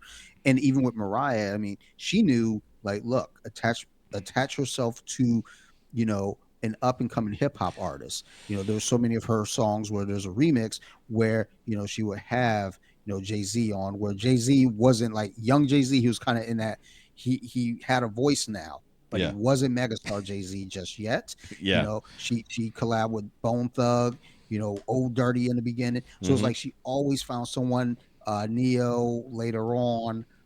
It was always someone that she kept herself connected to, and that kept her in relevance for Yeah. a while. Mm-hmm. And Taylor, she no different. She's keeping herself relevant one way or the other, and it's Yeah. like, wow, okay, kudos to her. Yeah. Not And hating on her. I just didn't know she was and like that. I think that she didn't do anything with Fiddy. It was that there was some connection there with the industry and how it all kind of went to shit all at the same time with around the producer and whatever management. Yeah. But she did the song with T-Pain called Okay. Thug Story, and that's where she was T Swizzle for that one. It's fucking. I mean, T-Pain's worked with fucking everybody. Let's be honest here. It's like True. his auto-tuned Yeah. ass is everywhere. Well, I mean, again, it's like, And that's not a complaint. it's That's it was something that was statement. working, and Yeah. everybody was like, I want a piece of it. So, Yeah. and he had the ingredient that they needed. Yeah. So yeah, I mean, we did a little bit of talking about that. Actually, we did a lot of talking about that. Now that I think about it, but it was just again to me mind blowing because I was like, holy shit, I didn't know that this chick was like this powerful. That she shows up to a football. She ends up dating one of the players, and the fucking merchandise fucking skyrockets. Like, Jesus. She's got a Fucking movie. weirdos. She's got a tour movie out too. Yeah, every time I'm for work, I go by the mall, and there's a little movie theater in there. I always see the advertiser, I guess, for it on the 13th. It comes out. Yep. And I was like, and I started thinking, I was like, that's interesting. Who is that a thing? I was almost tempted to buy a ticket to see. Like, let me see what this is. But I'm not. No, I'm not doing that. Not on Friday the 13th. Man, it would be my luck on Friday the 13th. I get my ass beat by a bunch of Swifties. No. You're gonna become a Swiftie. Even worse. I'd rather just take the ass whipping. I mean, at least I can say I went down fighting. Like, if I became a Swiftie, it's like you just gave up and joined them, and it's like, fuck, I did. I think there's a lot of famous closet Swifties out there. I don't know. I'm curious now. I think this week I might fuck around and while I'm driving, just put on some Taylor Swift and see what it's about. I know it's gonna be short lived because I tried that with Lady Gaga, and I don't hate Lady Gaga by any means. I enjoy her music, but I kind of put it on shuffle. And I was like, I'm okay. Yep. Like, I don't need to dive into this like I thought I did. I love her as an actress, and I do enjoy some of her music. But Gaga. Sorry, I was still thinking Taylor. I was like, actress. I was like, is she? I guess technically a couple credits probably, but I might fuck around this week and just dive in for a second. Let's see what these waters are like, and I'll jump right out the pool. I'm waiting for the Bobby Boogie Bop on Taylor Swift. Could you imagine? Could you imagine Bobby having to listen to like 12 Taylor Swift albums to have to talk about it? I would pay to watch him. Where's actually, yeah, where's that level of the Patreon where you get to tell him what he's got to review? That's what he's lacking. That's what he's lacking. I'm like, I will jump in on that. But I mean, it's also but the video has to be there to watch the suffering. It's like, we need video. Watch him listening to all of the Taylor Swift catalog. Yeah. And I'm going to pay a close attention to see if he starts bopping to it. If I see it, oh my God. I guarantee there's in the modern stuff, there's probably some bopping, I would guess. Man, like that fucking Trouble song is stuck in my head right now. Dude, you said it, and it's stuck in my fucking head, and I hate you now. Yeah, it's been in my head all day, and I'm like, why is it? I haven't even heard that song in years. Damn. And now I'm trying to figure out, why it's stuck. Okay, so she's got 10 studio albums, 4 live albums, 5 EPs, 4 re-recordings, 23 compilations, and 1 box set. Taylor, get to it, Bobby. Relax. Get to it, Bobby. Apparently, the rumors of her being Dazzler in Deadpool 3 have heated up again because Ryan Reynolds was at the game also. Well, of course, last night. Of course. There was a lot of celebrities there. Like, if you saw all the people who were in the box up there, there was a few, around. But I mean, like, that's always a thing. Like, hey, look at all the celebrities who are here. But I mean, like, it honestly, if she is Dazzler, I wouldn't hate it. I mean, like, she fits. I'm still super excited for Deadpool 3. Like, the more I hear about it, the more excited I get.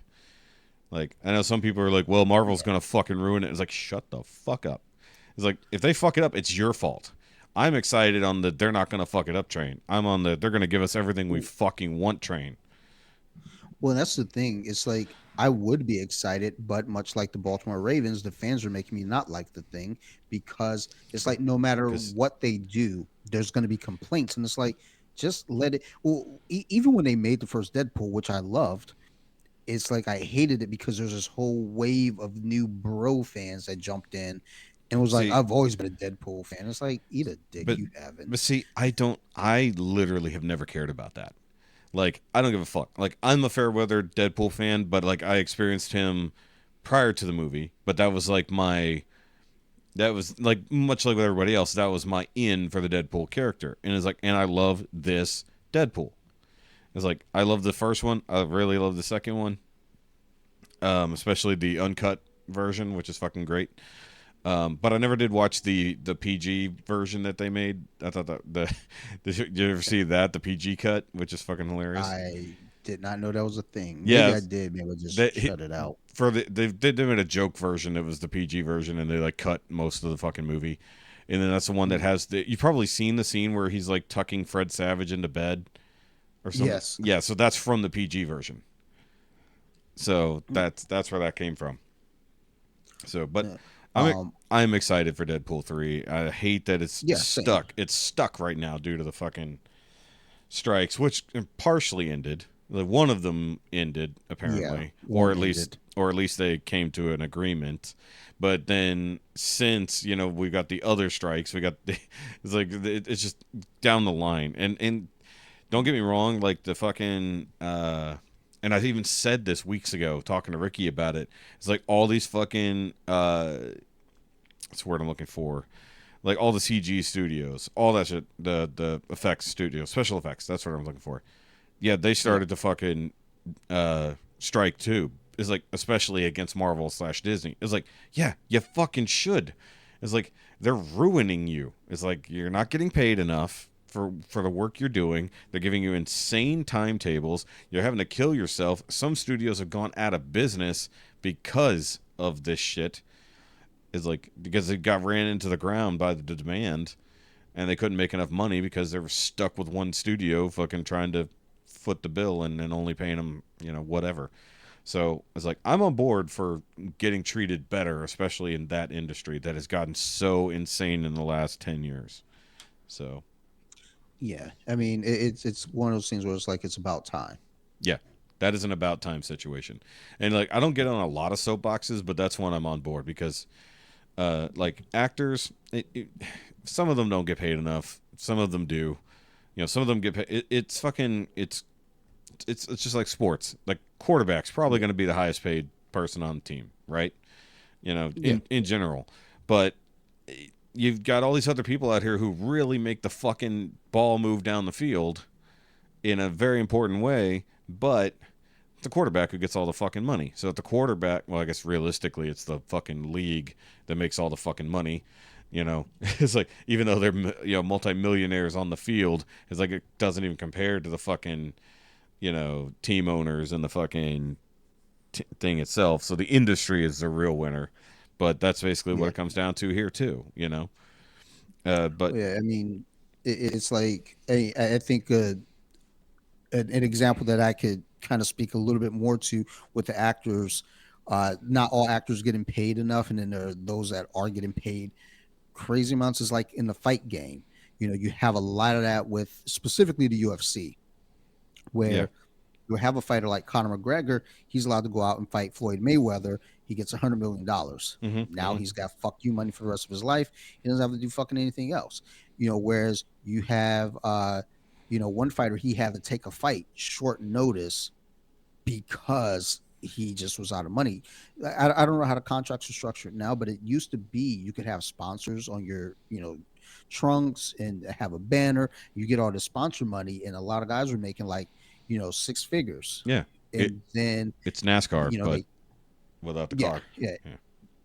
And then they canceled that out because the UFC signed a deal with Reebok, and they had like kind of a fight tier where if you've been there this long, you get $4,000 to show, $4,000 to win, and then you get like X amount for your Reebok deal as well for the year, not per fight, but for the year. So it's like maybe 10,000 for the year.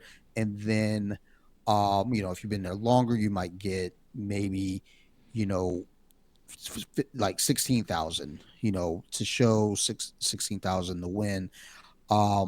And people were starting to get kind of fed up because it was like, there was that tier there, but then behind the scenes, there were certain fighters that were getting pay-per-view money. There were fighters that were allowed to get sponsorship deals. And then you still had a lot of fighters underneath that were like, dude, I can barely pay my team. I can barely pay my coaches, my gym fees, shit like that. And I look at that with like actors. You have a lot of actors that are, they're rolling in the dough.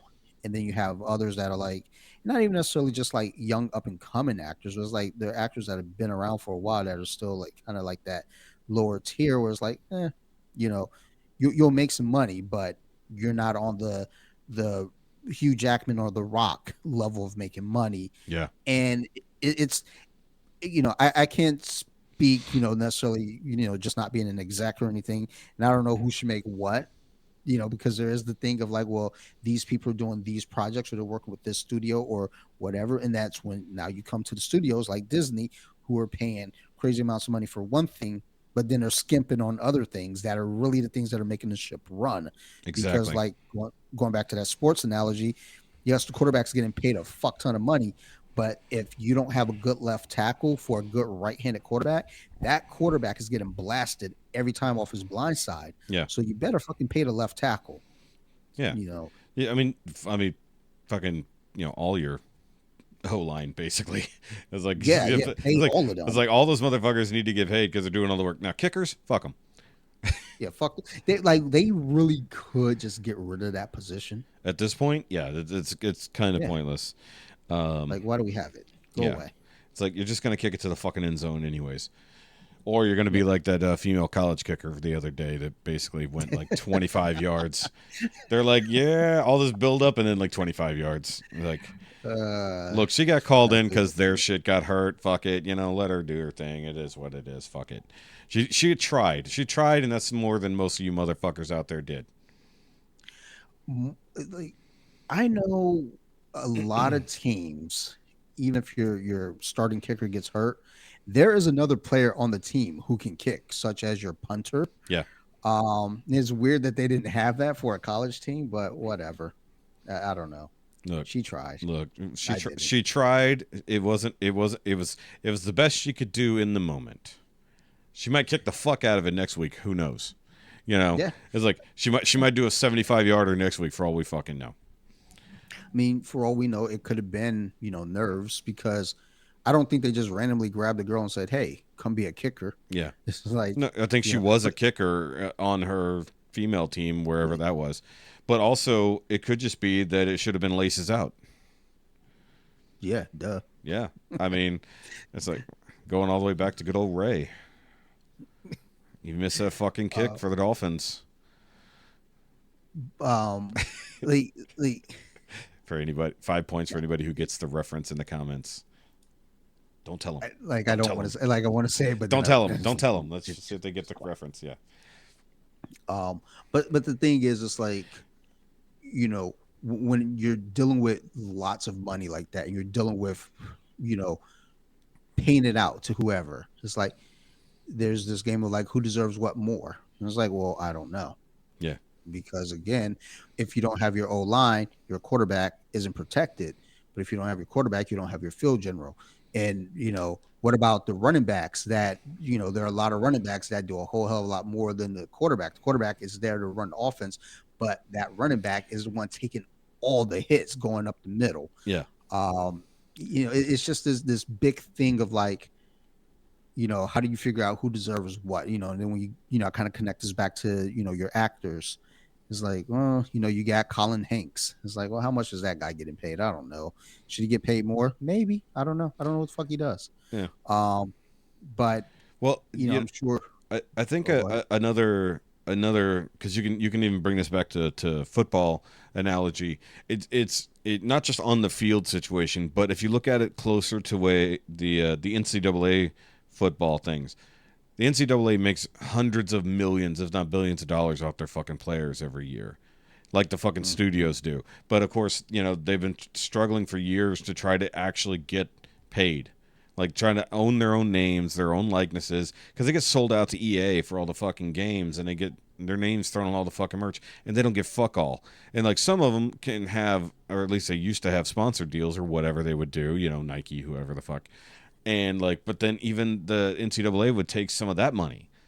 It's like, no. It's like, I'm here, I'm doing the job. I deserve to get paid for the fucking job. I think it's a closer analogy to what's going on in the movies. In a way, like, I'm doing the job. I'm getting this pittance in comparison to the overall earnings of something. So like, you get a $1.2 billion Marvel movie. That money is not even remotely filtering down to the people who made the movie. Like, of course, they got paid. However they got paid. I mean, sure, Robert Downey Jr. costs a fuckload of money. Some would say he's earned it, but a third tier background character of a fucking Guardians movie. Well, actually, I can't even say that because that could actually be a big name actor in fucking disguise with a Guardians movie, because everybody loves James Gunn at that point. But like, it's just the idea that like, hey, people, like you said, determine the worth, but pay them to where they feel like they got something out of this fucking $1 billion thing that they were a part of.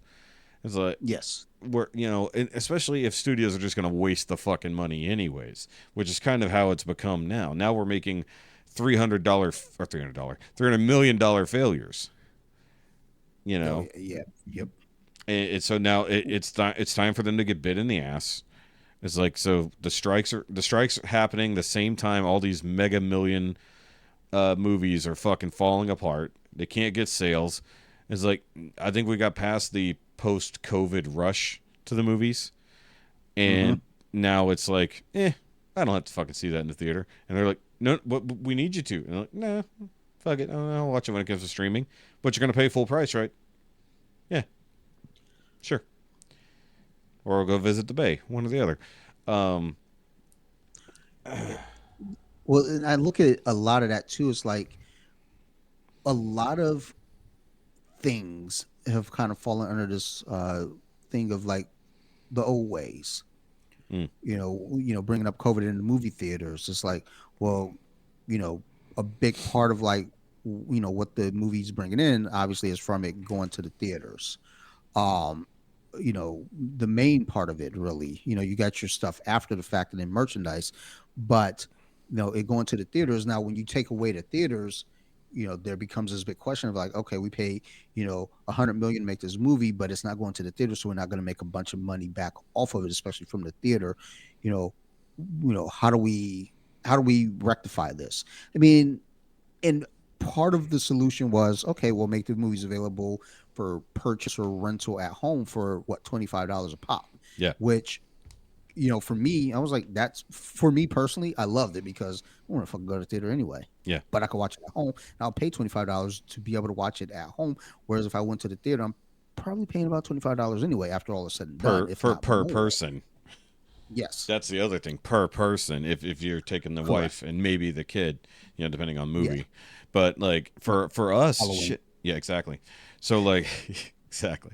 So like for us, dude, because we make a date of it, so we're eating dinner there, you know, because they do the full service fucking thing, dude. It's gonna be after tickets and everything and food. It's like $75 fucking by the time we're done with a movie. It's like, I could order a fucking pizza at the house and rent this bitch for $15 and I'm good to go.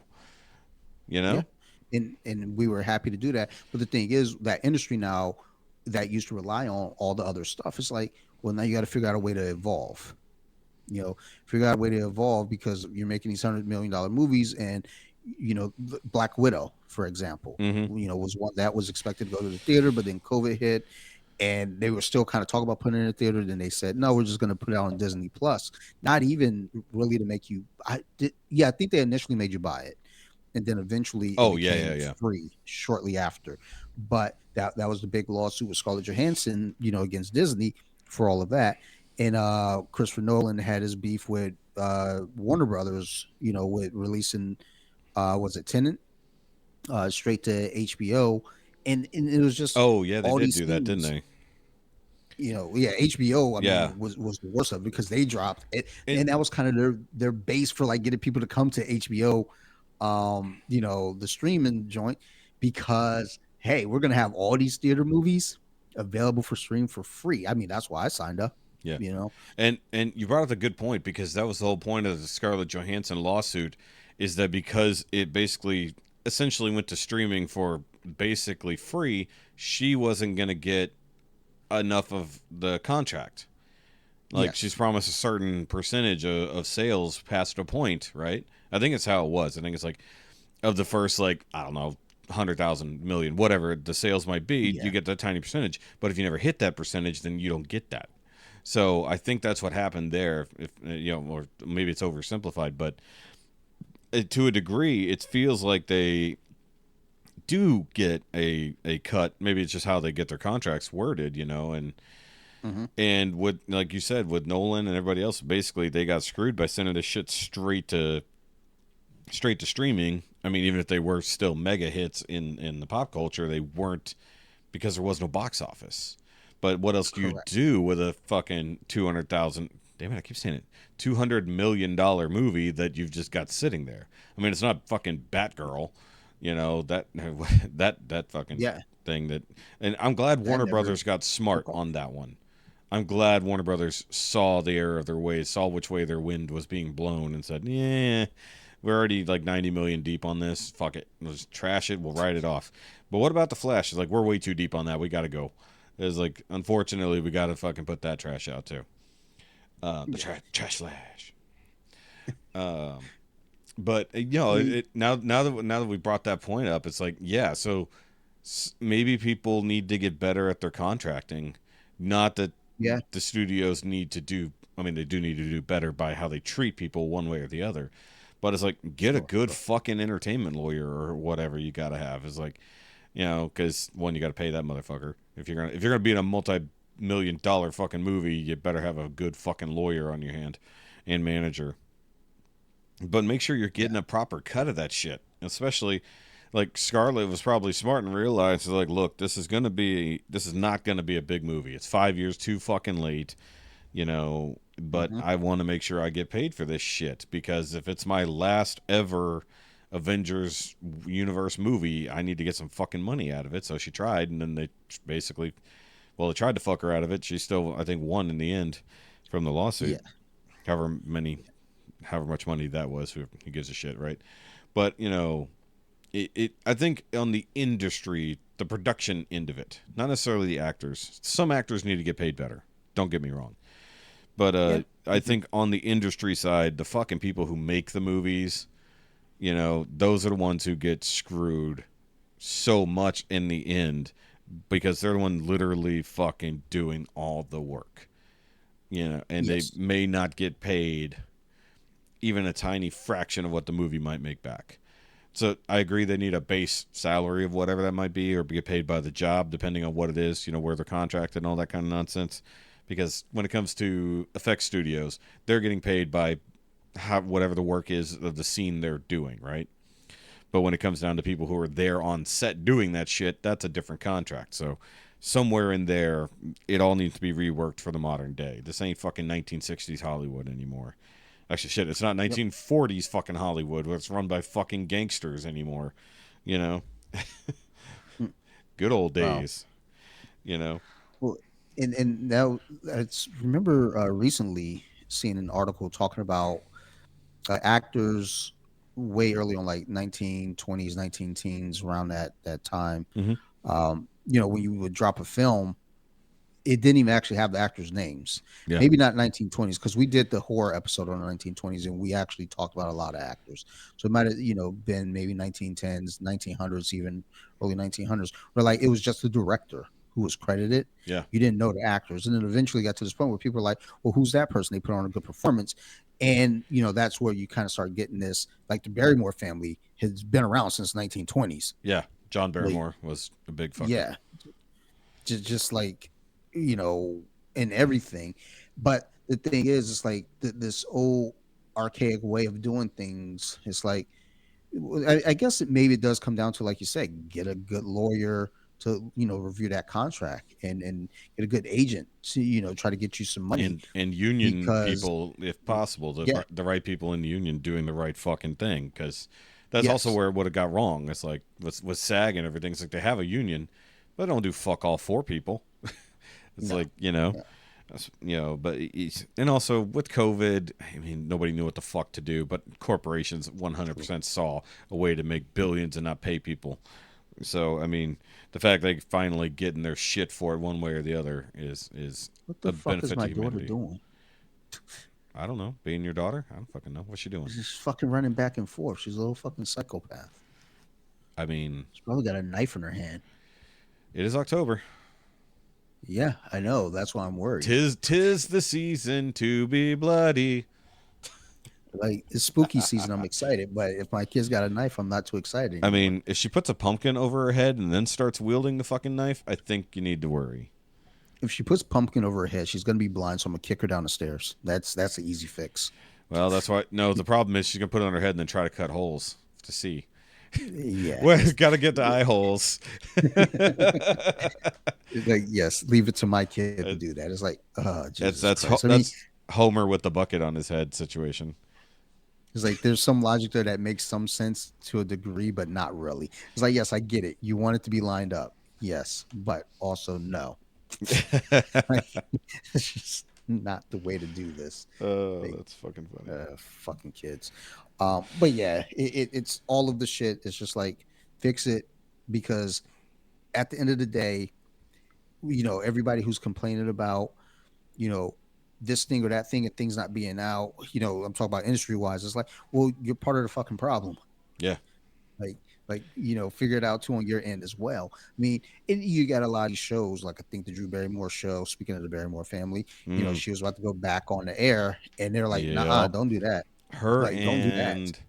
There was somebody else, Bill Maher. Yeah. And they said, the fuck you, Will.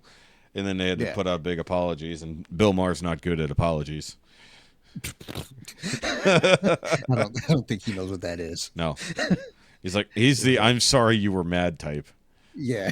I'm sorry that you're too stupid to understand why we were doing it. Like, what the fuck? And don't get me wrong, it in a way it's better than what all the Jimmies have been doing. I just all those idiots now doing one podcast talk show together. I'm just calling them the Jimmies. I don't care if there's fuck all of them, and they're all idiots at this point, and most of their shows suck ass. Fucking Colbert especially. I used to love Stephen Colbert, but not anymore. I don't know what the fuck happened to that guy. I'm not sure that I've seen any of these shows, if at all, if in years. But it's like, look, man, like think about the whole ideal of a podcast and the format to that. It's like, okay, I see you guys trying to get around it and play the game, but you're not slick. No. It's like, we see what the fuck you're doing. Stop trying to be slick about it. And it just shows how not funny these people actually are. That you find out, like, behind the scenes, all of these talk shows, all of this shit, the night shows and all that, they're only good because of the fucking writers. And it has become insanely obvious where the problem has been. And it's like, but of course, the writers not getting taken care of. So fuck off. And that's the clearest point right there. Is like, hey, see how unfunny you are? It's because of me that you're funny. Give me more. Like, you make all the money because you're the face of the product. Yeah. It's like, I'd almost rather see the writer out there doing the thing. This is like watching Miss Maisel. When she gets a job on the Gordon Ford show, and she's writing these fucking fantastic jokes and stuff and not getting any fucking credit for it realistically, and she's a fantastic funny person. And then finally, she can get out on stage at some point to see this shit. But it was literally showing the point. It's like the funny people are in the fucking room smoking, and the person on stage is just reading a fucking script, know? And it's like, let's get these funny people out front. Get these people what they're fucking worth, one way or the other. Yeah. Or let them have their own TV shows. And that sentiment trickles down to a lot of different industries, period. Yeah. Just like you got the people that are on the front line making the work happen. In the previous job that I had in self-storage, we were the front line getting yelled at and spit on because the guys up top were like, well, we got to raise your rent by $100 now. I just rented the space. Yeah, but, like, we're in a tough economic time, so we got to raise the prices. Like, you're this one location makes $1 million a month, like, before my increase, and we're the ones down there again taking that kick and bringing in people out there hustling for reviews, out there trying to sell the product. And here we are now, like, saying, hey, at least pay us what we're worth for making this joint run. But it's the same argument with the actors and fighters and everyone else. Yeah, I mean, it's the same thing with apartment complex. It's like our rent went up, but we're not seeing anything based on here. And I doubt, and like most of the workers that we knew that worked here, none of them are here anymore. So they either weren't getting paid what they wanted. And I know for a fact at my old apartment complex, There was a dude who had worked that complex for like 30 fucking years. He knew that place inside and out. If you told him you were having a problem, he would show up with the exact part he knew he fucking needed from your vague description. That dude was amazing. Shout out to fucking TJ. I don't know where he is in the world anymore. But because they didn't want to fucking pay him more money, like he tried to negotiate, he's like, look, I just want a little bit more money because I'm basically taking care of this place by myself. It's like the other fat motherfucker doesn't do anything. He can charge up an AC unit, but that's all he can fucking do. I hate that piece of shit who fucking... I won't get into it. But I hope TJ's making what he's worth. Yeah, because wherever he's at. I saw him insanely stressed, especially during the summer when he was trying to fix AC units and shit like that. And he was older. He was probably in his 50s, and definitely sun-kissed, as it were. But also fantastic dude, had fucking bottomless knowledge of fixing shit. It was great. And they weren't going to pay him what he wanted. And then they fucking upped our rent. And it's like, so you didn't want to pay him any more money, and then you're charging us more money and giving us less shit around here, and you took away the only handyman that was worth a damn. It's like, yeah, we're not going to live here much longer. Yeah. I don't know where that logic comes from in that ideal of like, charge more, give less. Yeah. And treat your staff like shit. I don't know where anyone thinks that's the right ideal or that's how you get things done, but it's not. Do better, fucking pay your people and pay the writers what they need because and the CGI because I need Deadpool 3. Yeah, I definitely need Deadpool 3. I mean, I think it's crazy that they could really get along with Ryan Reynolds basically ad-libbing most of this shit. But they said, nope, can't do that because we don't have writers on set. And I'm like, God damn it. I was like, okay, well, hopefully we will continue to have an amazing Deadpool 3, once it's all over, and then the movie will just continue. But I'm also glad that most of Hollywood ground to a screeching fucking halt for like 5 months, It's like, fuck it. All the movie releases will be wonky. Who gives a shit? It's like, if it fixes a lot of the problems we've had for the last few years where writing has been terrible, CG has been terrible, fucking release schedules are fucking retarded, these fucking studio people getting involved where they shouldn't, good. Let's make these fucking changes and make movies and TV like they used to be, fucking worth a damn. But speaking of movies that are coming out, I did go ahead and I have the Toxic Avenger trailer pulled up for you here. Because I watched it beforehand, so I have no idea how good this is going to come across. So let's see. Okay, then. All right. For those of you not in the Patreon, you would not have actually heard and or seen the movie trailer. So go watch it for yourself. Link will be in the description down below. Initial thoughts? I like it. I like it. It feels true to character. It's not like when they modernize something or they update something, they polish it up and it's all shiny and they want to sell you the best product in that first initial teaser trailer. I like it. It was gritty. It felt like the Toxic Avenger, I remember from the 80s. It just, it felt right. So I'm excited to see at least, one more full trailer and then the movie itself. Yeah, and I'm glad they actually kept Toxie completely in silhouette. They're just like, yes. But also, I think, isn't it Peter Dinklage is playing Toxie? Is he? I think so. I think he's playing Toxie. Because I don't know if you noticed, he had kind of a small stature there in the doorway. Yes. So he didn't become all big and mutated and stuff. Also, I like the mop that's like glowing with the radioactivity. Even though it looks more like a stick in the moment, like a big old flaming stick. But it should be interesting. Like this movie, like as you ever saw the original one, talking to the audiences, I mean, it's definitely a movie that happened for sure. Cult following completely. Yes. I enjoyed the cartoon as a kid, for sure. And the toys were fun. So I kind of look forward to some new ridiculous toys from this. Can't wait to see the NECA versions. Of course. Yeah, I enjoyed that. I don't know. I remember the Toxic Avenger as a kid. I didn't really get too into it. I remember the cartoon though, because Mm-hmm. I mean, obviously a kid of the '80s, so I was like, okay, cool. Like here's something else to sell toys. Yeah. But yeah, it just felt like I have a big thing about that. Like movies feeling like it's time. The Black Phone felt like it was from 1978, Mm-hmm. whereas X did not feel like it was from 1979. This movie feels like, and I don't know where it takes place in the timeline, but looking at everybody's uh, appearances, it looks like it's not today.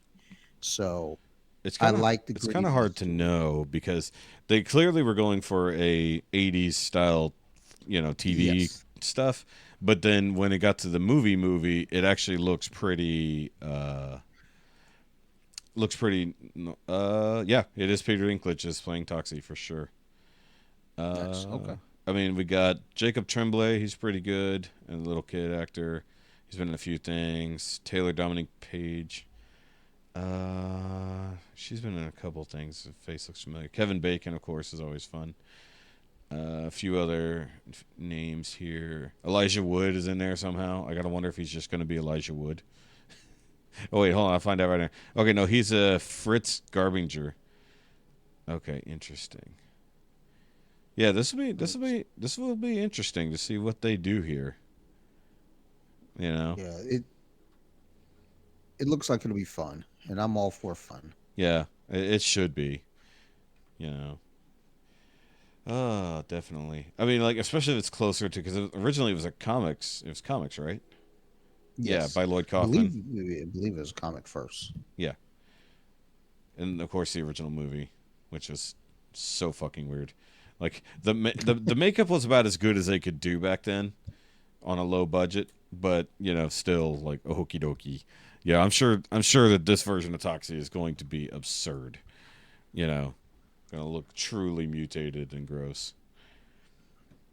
All right. Let's see here. Also, I wanted to because you did watch the what was the other movie I mentioned? Because Saw. You did see the Saw. So You seen the Saw X trailer? I I've watched. seen trailers of it, but I mean, Yeah, and it comes out this weekend or came out last weekend. it came out last weekend. Yeah. Um, and it's another Saw prequel. So the 10th one is actually leading up to the first one. Um, but yeah, Saw X takes place between 1 and 2. Between 1 and 2, because 2 was it Uh, the Saw timeline is so fucking crazy. yeah, I have so I love the first two for sure, and the third one was fine to me. After number three, it started to get really, really, really ridiculous, and it really just became a matter of we just want to see the traps, we just want to see the torture. Hmm. Whereas like the first one had a good like mystery to it. It was like holy shit, what's going on? The second one had the house Yep, that was a maze, and that was great. The third one had a good story and a good reveal to it. that was the As one. That was the one with the Saw uh, 3. there, Yeah. so the husband is kind of going through the thing, and Yes. I Okay. guess That's right. his son was killed in a hit and run. Yeah. I don't know if it was a hit and run, but the guy who hit him was drunk. Yes. That's right. Okay. So that was the one that had the payoff at the end. You're like, what the fuck? That's right. Yeah, And then that's what really started the whole when the fuck are these movies taking place? What order? correct. Because at the end of 3, fucking John Yeah, Kramer John dies. Kramer. Yeah, and Yeah. then from that point, it's like you got a bunch of sequels with a guy who's not there, but he was still in the movies. He'd still because they do a lot of flashbacks because a bunch of them were like moving forward Hmm. because it was Hmm. like, okay, who's gonna take on my legacy? And then maybe it was 3D. No, 3D was still in the forward timeline. There's one of them that was before the first one, Yeah. and that I don't know, it all gets really I weird. forget. I actually have a post I'm going to put up that shows you the proper timeline. Yeah. This I'll put it up this week. Because I know there's the one that it goes through it, and it's like the two cops that are investigating some stuff, and I think it's no, Donnie Wahlberg was in 2. It's a different guy. So He looks like a Wahlberg.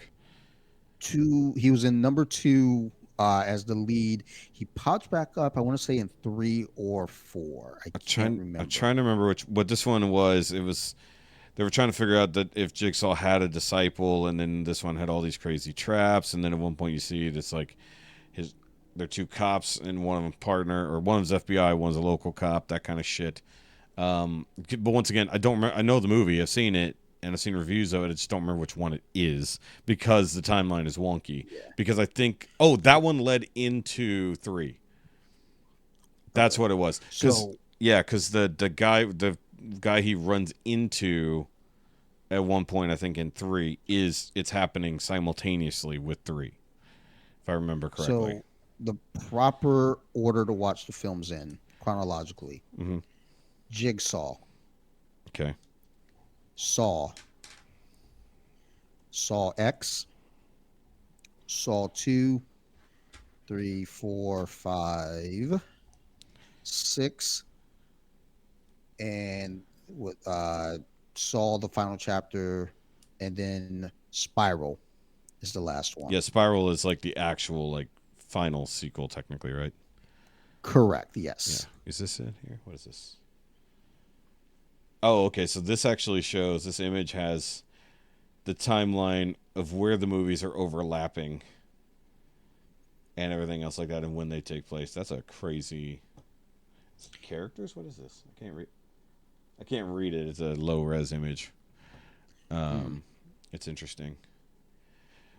And then also it gets a little confusing as to like some of the titles, like because it all has Saw, and they're like, wait, what number is this? Like Saw 3 has 3 teeth on it. It's like, that's 3, okay. And then the other ones use like, proper numbers at some point. Yeah, it's an interesting franchise, but the idea that we're getting another sequel prequel in there is like, okay. It's like, do we really need all of this? And they're like, yes we do. Yeah, I've heard good things about it, but the thing is, whether it's good or not, it's like, is it needed? Why? Yeah.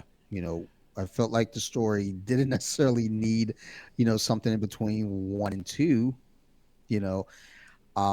I did an episode on So You Like Horror. No. I did an episode on Off the Mats, which is kind of what led me to do the So You Like Horror podcast, because every October I would do horror movies for all the episodes for the month. We do like kind of a review of a franchise or something. So we did Saw, and my guest for that episode, I ended up having to reduce the episode drastically because there was a crazy person.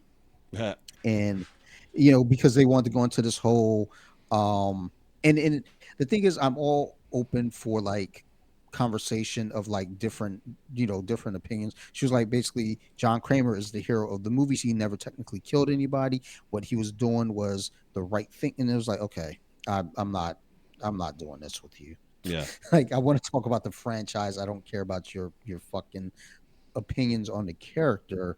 Whether you agree with him or not, that like, relax, Amanda. Like, that's not what we're here for. Yeah, what I'm here for is just to talk about the movies and kind of the franchise as a whole. And she's like, well, I believe John Kramer was the real hero of the franchise. Like, okay, we're gonna go ahead and cut this down from the hour and a half that it was, and we cut it down to 20 minutes. Yeah, and Thanos did nothing wrong. Well, nah, I'm with Thanos. I know. Fuck that. Like, after seeing Traffic today, I was like, yeah, Thanos, what's up, son? I mean, he tried. He definitely tried. Yeah. Now we're all going to find out is that the Saw universe is also taking place in the same universe as Unbreakable and Glass. You know what? At this point, like, just do it. I mean, like, whatever. Look, the only thing we need out of the Saw universe is for the fucking tricycle to roll off by itself at the end. That's all we fucking need. That's all I ever ask. Which and given our conversation about rubber sequels the other day, the ideas we kind of came up with, I was fully against any rubber sequels until I started coming up with ideas for rubber sequels, and I'm like, okay, this might be good. It's like, but it has to be this. It's like, that's the only way it fucking makes sense. But I will accept no other options for a sequel other than those that we discussed. yeah, rubber retreaded and rubber retired. Yes, and like the wording, like the wording has to be written a certain way because when you sent Yes. it to me, I was like, I'm pretty sure it says rubber retarded. It does, But yeah. But the thing is, I knew that, and I went. It's like I was gonna reply and say like, no, it does not say retarded. like that was the first thing I saw. I was like, But retarded. Like, yeah, what the fuck? I guess the sequel would be retarded. look where the R's are, and there's an E in there. But it is funny. I actually knew it when I did it. That's why I thought it was funny. But I will say I did comment back to Jay on the actual episode where he said that, and that's where I came up with the idea for Rubber 2 Retreaded. But that's where I came with the title, and then when we were just workshopping back and forth, mind you, I was working while doing that, so like I come up with my best ideas while I'm doing something completely different. Because like even all the skits that I wrote and came up with, I did all of that while I was working, and then came home immediately and shot those. So it's like, well, it's like I don't need my brain to do my job, so my brain does other things while I'm at work. It's like I'm on autopilot most of the time, so that's not a big deal, and I don't have to think about most things, especially now that I have navigation. I don't have to worry about it. So the only other movie trailer we had lined up, but now the internet's being wonky, it's a new trailer for the movie Argyle, which is kind of, in a way, sort of set up in the universe of the Kingsman, but at least bare minimum is done by the same guy. The link will be down below, but because the internet's been wonky, I'm not going to go through the whole thing. I saw a teaser for it, and I'm like, what the fuck is this even about? Because it's like showing a cat in like a backpack. I'm like, what the fuck is this? Watching the actual trailer, the movie is about this woman who's writing spy novels. And as you find out in the trailer, she's not making this shit up. Somehow she's writing what's happening. So like it comes out that like, I don't know if she's a prophet or somebody who's got her brain all fucked up or something, or she was a spy. Like, spies start coming after her because she's making public, without knowing it, all this stuff that's been going on behind the scenes with these spy organizations. So she's got assassins coming after her, and then so this other company has to basically rescue her, kind of situation. It's a story that's sort of been done before, but it stars Bryce Dallas Howard, Henry Cavill, and a guy whose name is escaping me, but I'm sure it's right here in the fucking thing. Where is it? God damn it, what is it? Oh yeah, John Cena's in there, because of course John Cena's in there. He needs money. And all the Bryan Cranston, so that's always fun. But where is the guy I'm looking for here? God damn, where's his name? Oh, Captain O'Hara. That's always fun. She doesn't get around very often. Dua Lipa. Yeah. Dua Lipa getting off her ass. Oh, Sam Rockwell. There he is. Yeah, so Sam Rockwell's great. So I'm on board. I like this universe. I also like this dude's movies in general. Matthew Vaughn. That's the name I was looking for. So I enjoyed the Kingsman movies. I like other movies he's done. And I'm definitely looking forward more to this because it's more visually appealing than anything Wes Anderson is currently doing. God damn. What is going on with that guy? Have you seen the fucking... No. Holy fuck. I saw a teaser for his latest movie. I'm like, oh my god, what is this fucking color grading? What is this shit? This fucking hurts my fucking eyes. I think Wes Anderson is on fucking mushrooms and he's trying to make the real world look normal to him. I swear to God, that's what's going on there. Oh, but either way, I'll post the links, or I'll send you the link here to this trailer because it looks interesting to me. Oh, the wifey is now home. Where's fucking Facebook? There it is. But I am gonna go ahead and call it here because I got to go help the wifey get up the stairs. So guys. Do the like and subscribe thingy. You know how we do. Go check out all of Dante's stuff at Off the Mats, So You Like Horror, and Compton Beer Club. And thanks for filling in again, bud. I really honestly appreciate it because my cast has been unfortunately neutered, so none of them can be around, and I'm glad that you are here to help me, honestly. No problem at all. Whenever you need me, let me know. Yep, same. It's like I feel like October is just going to be the Dante and Shoky show all fucking month for both our fucking. Yeah. It's like for both our things. So all right, guys. At this point, yep. Yep.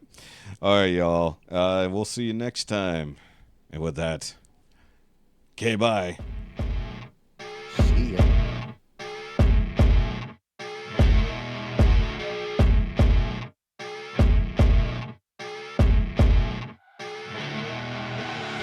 I see her rolling up, Uber black Cadillac, high heel boots and a sexy body full of tats.